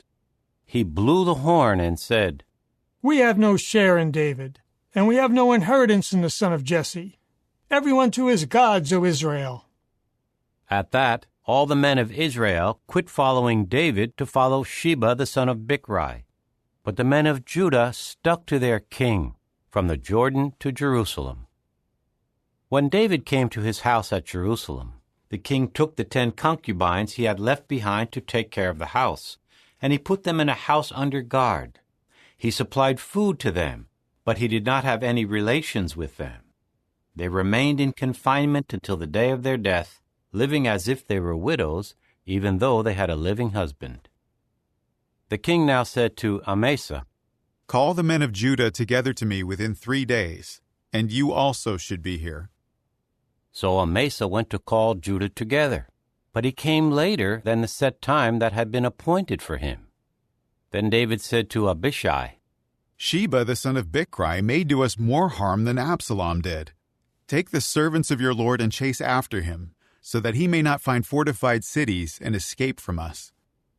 So the men of Joab, the Kerethites, the Pelethites, and all the mighty men went out after him.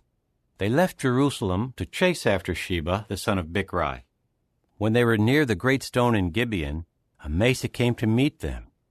Now Joab was wearing his battle clothing, and he had a sword in its sheath strapped to his hip.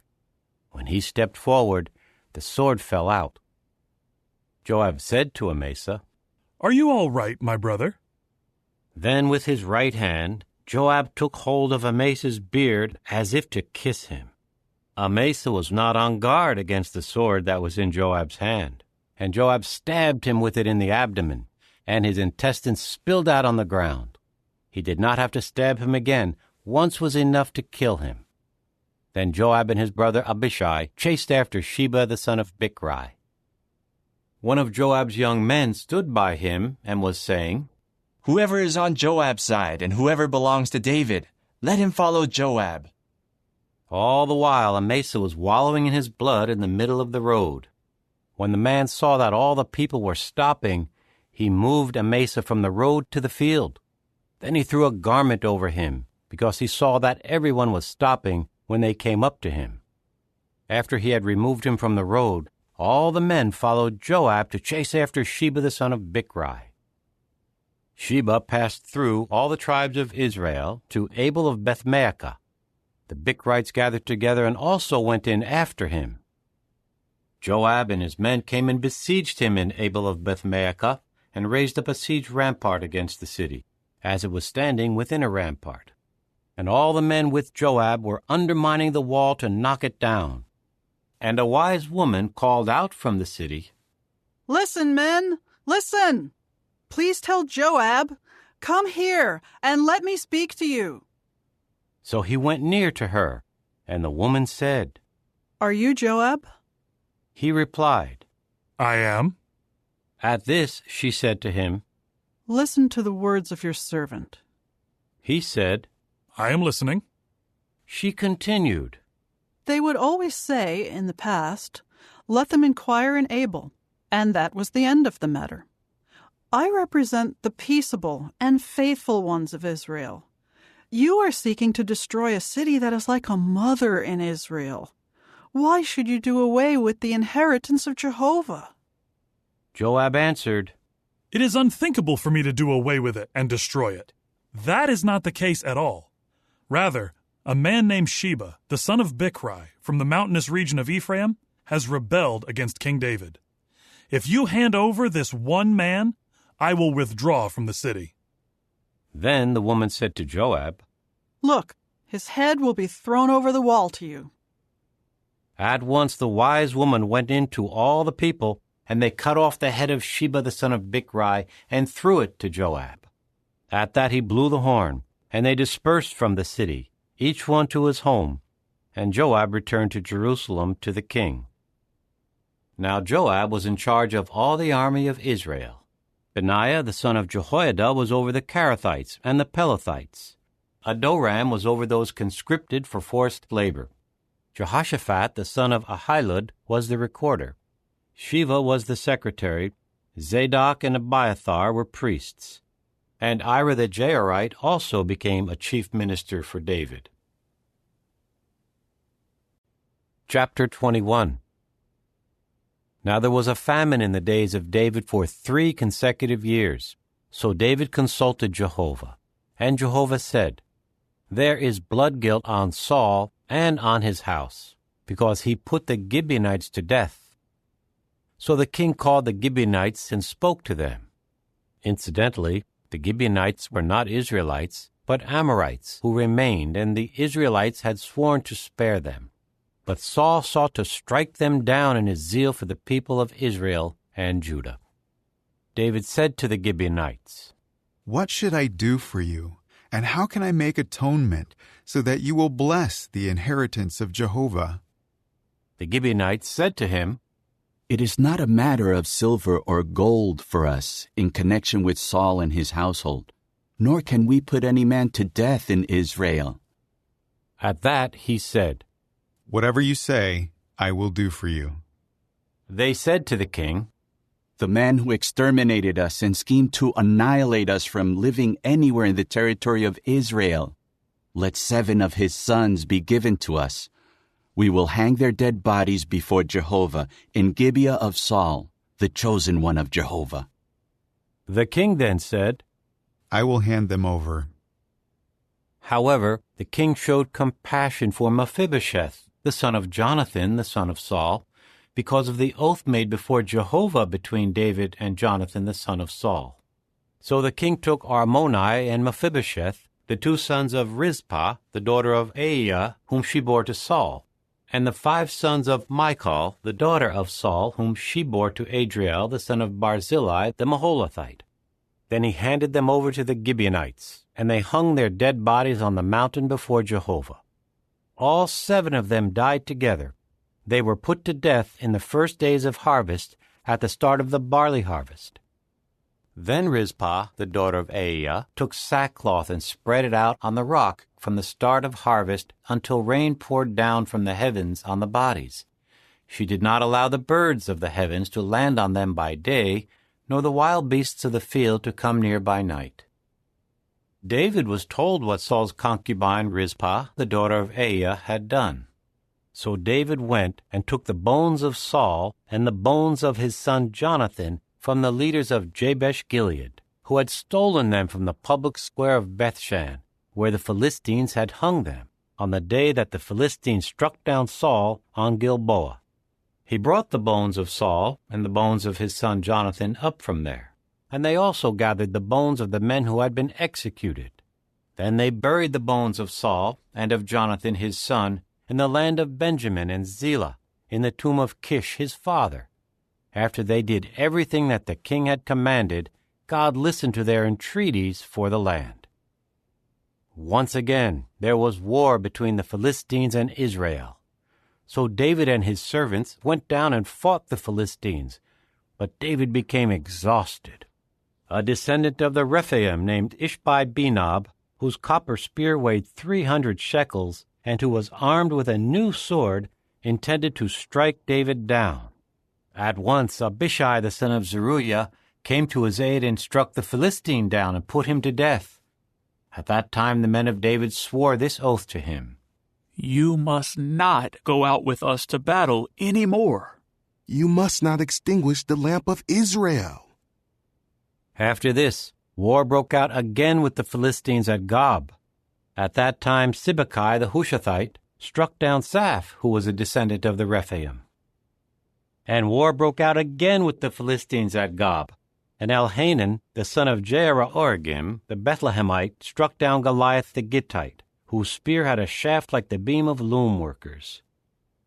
War broke out yet again at Gath, where there was a man of extraordinary size, with 6 fingers on each hand and 6 toes on each foot, 24 in all, and he too was a descendant of the Rephaim. He kept taunting Israel. So Jonathan the son of Shimei, David's brother, struck him down.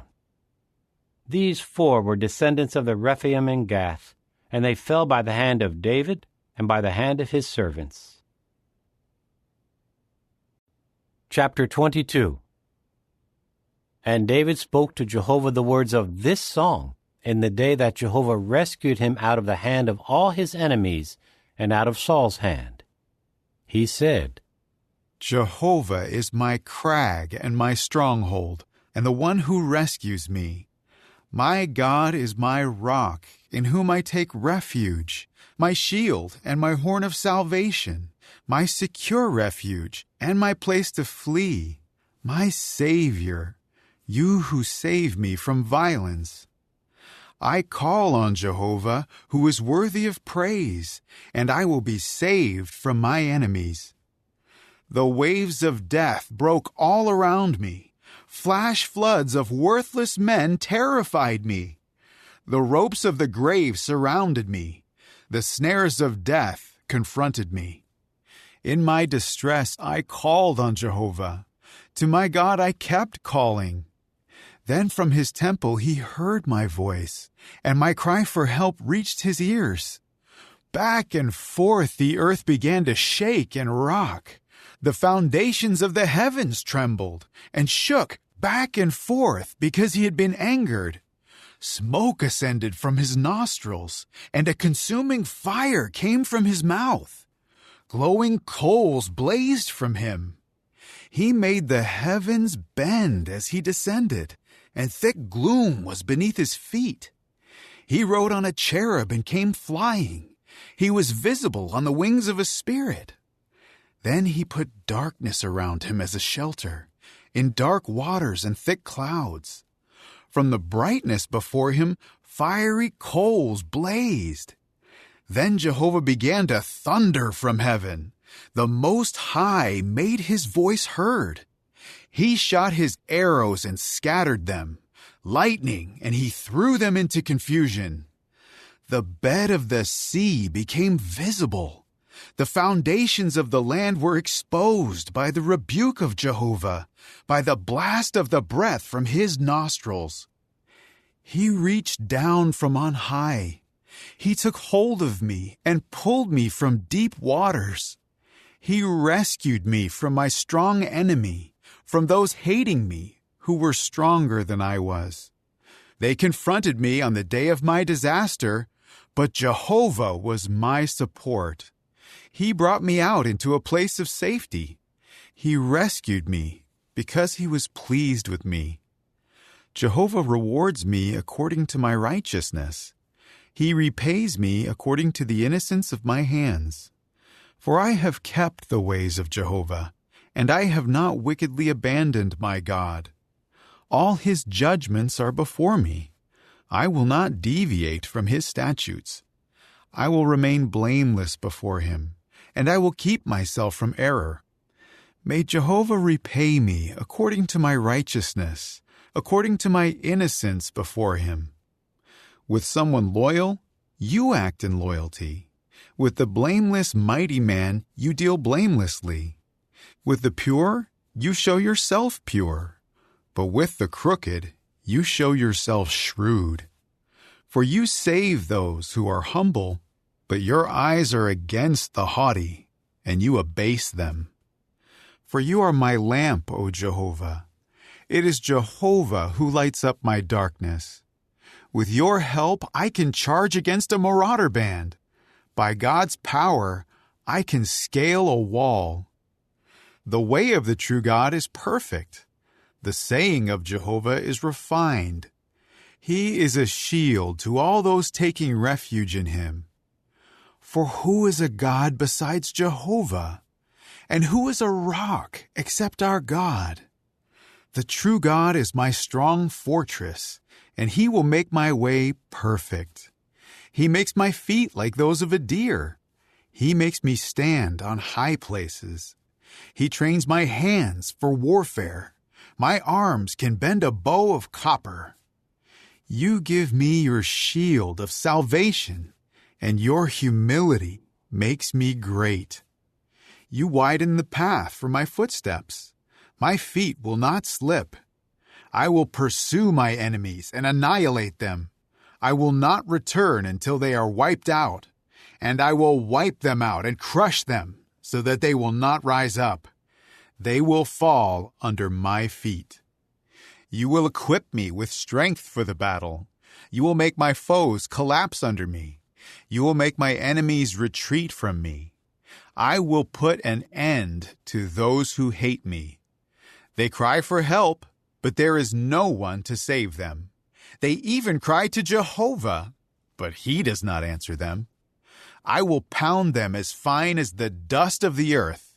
I will pulverize and trample them, like mud in the streets. You will rescue me from the fault-finding of my people. You will safeguard me to be the head of nations. A people whom I have not known will serve me. Foreigners will come cringing before me.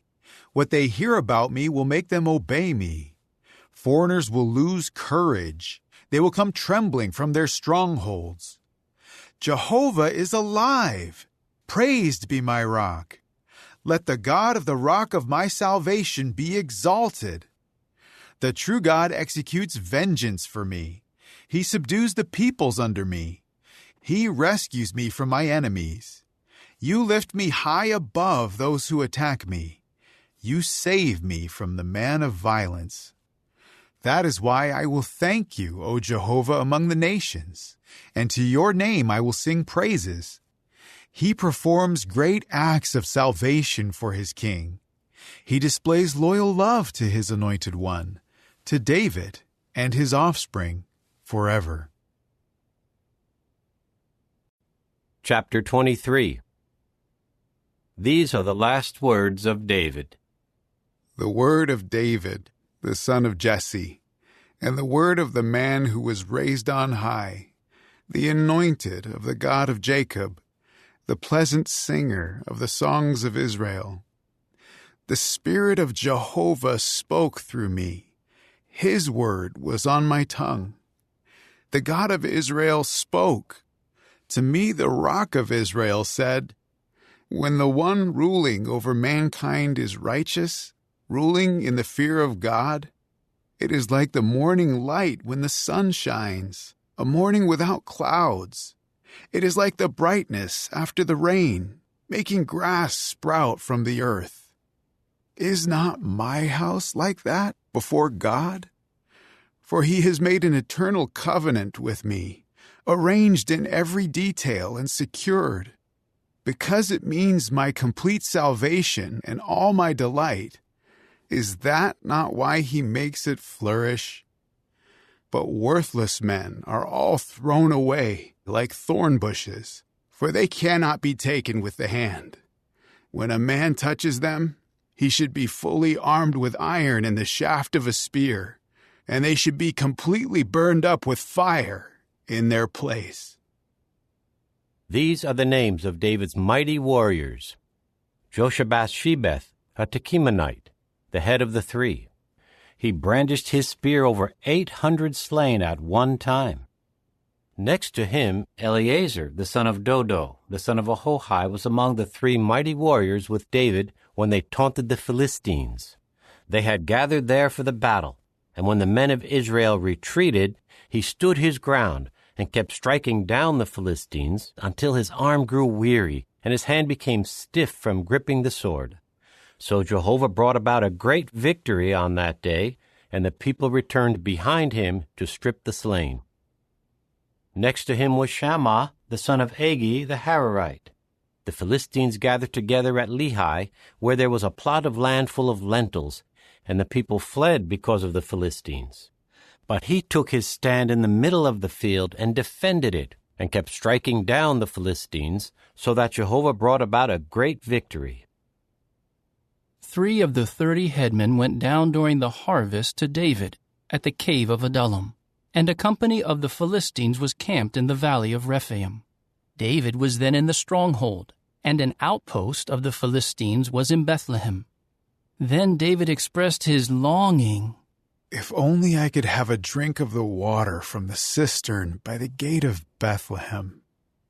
At that, the 3 mighty warriors forced their way into the camp of the Philistines and drew water from the cistern by the gate of Bethlehem and brought it to David. But he refused to drink it and poured it out to Jehovah. He said, It is unthinkable on my part, O Jehovah, that I should do this. Should I drink the blood of the men going at the risk of their lives? So he refused to drink it. These are the things that his 3 mighty warriors did. Abishai, the brother of Joab, the son of Zeruiah, was the head of another 3. He brandished his spear over 300 slain, and he had a reputation like the 3. Although he was the most distinguished of the other three and he was their chief, he did not attain to the rank of the first three. Benaiah the son of Jehoiada was a courageous man who performed many exploits in Kabzeel. He struck down the 2 sons of Ariel of Moab, and he descended into a water pit on a snowy day and killed a lion. He also struck down an Egyptian man of extraordinary size. Though the Egyptian had a spear in his hand, he went against him with a rod and snatched the spear away from the Egyptian's hand and killed him with his own spear. These things Benaiah the son of Jehoiada did, and he had a reputation like that of the 3 mighty warriors. Although he was distinguished even more than the 30, he did not attain to the rank of the 3. However, David appointed him over his own bodyguard. Asahel the brother of Joab was among the 30. Elhanan the son of Dodo of Bethlehem, Shammah the Harodite, Elika the Harodite, Helez the Paltite, Ira the son of Ikash the Tekoite, Abiezer the Anathothite, Mebunai the Hushathite, Zalmon the Ahohite, Meharai the Netophathite, Heleb the son of Baanah the Netophathite, Ittai the son of Ribai of Gibeah of the Benjaminites, Benaiah a Pirathonite, Hiddai of the Wadis of Gaash, Abi-Albin the Arbathite, Asmaveth the Barhumite, Eliabah the Shaalbonite, the sons of Jashan, Jonathan, Shammah the Hararite, Ahiam the son of Sherar the Hararite, Eliphalet the son of Ahasbai the son of the Maacathite, Eliam the son of Ahithophel the Gilonite, Hezro the Carmelite, Paarai the Arbite, Igal the son of Nathan of Zobah, Bani the Gadite, Zelek the Ammonite, Naharai the Beerothite, the armor-bearer of Joab the son of Zeruiah, Ira the Ithrite, Gareb the Ithrite, and Uriah the Hittite, 37 in all. Chapter 24. The anger of Jehovah again blazed against Israel when one incited David against them, saying, "Go, take account of Israel and Judah." So the king said to Joab, the chief of the army who was with him, "Please go through all the tribes of Israel, from Dan to Beersheba, and register the people, so that I may know the number of the people." But Joab said to the king, "May Jehovah your God multiply the people 100 times, and may the eyes of my lord the king see it. But why does my lord the king want to do such a thing?" But the king's word prevailed over Joab and the chiefs of the army. So Joab and the chiefs of the army went out from before the king to register the people of Israel. They crossed the Jordan and camped at Aroer, to the right of the city in the middle of the valley, and they went toward the Gadites and on to Jazer. After that, they went on to Gilead and the land of Tatim-Hadshai, and continued to Dan-Jahan, and went around to Sidon. Then they went to the fortress of Tyre, and all the cities of the Hivites and of the Canaanites. And finally they ended up in the Negeb of Judah, at Beersheba. Thus they went through all the land, and came to Jerusalem at the end of 9 months and 20 days. Joab now gave to the king the number of the people who were registered. Israel amounted to 800,000 warriors armed with swords, and the men of Judah were 500,000. But David's heart was struck with remorse after he had numbered the people. David then said to Jehovah, "I have sinned greatly by doing this. And now, Jehovah, please forgive your servant's error, for I have acted very foolishly." When David got up in the morning, Jehovah's word came to Gad the prophet, David's visionary, saying, "Go and say to David, this is what Jehovah says. I am giving you 3 options. Choose the one that I should bring on you." So Gad came in to David and told him, "Should 7 years of famine come on your land? Or should you flee for 3 months from your adversaries while they pursue you? Or should there be 3 days of pestilence in your land? Now consider carefully what I should reply to the one who sent me." So David said to Gad, It is very distressing to me.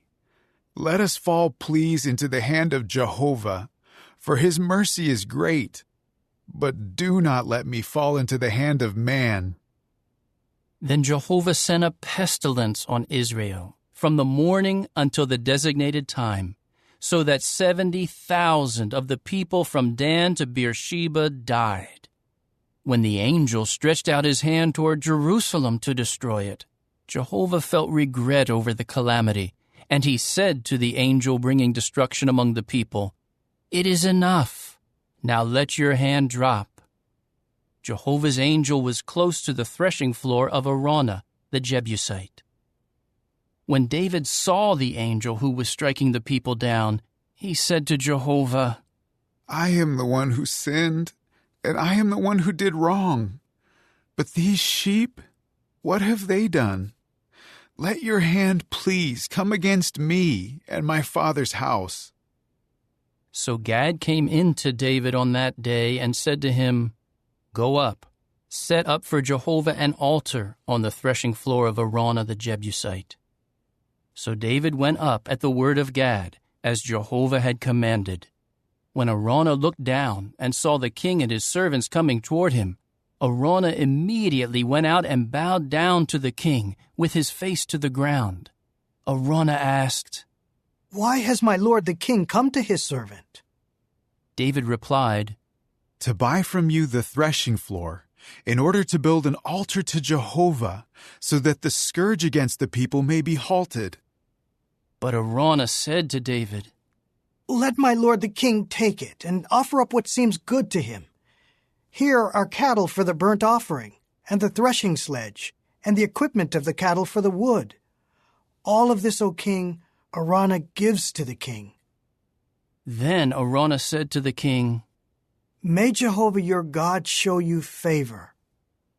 However, the king said to Araunah, No, I must buy it from you for a price.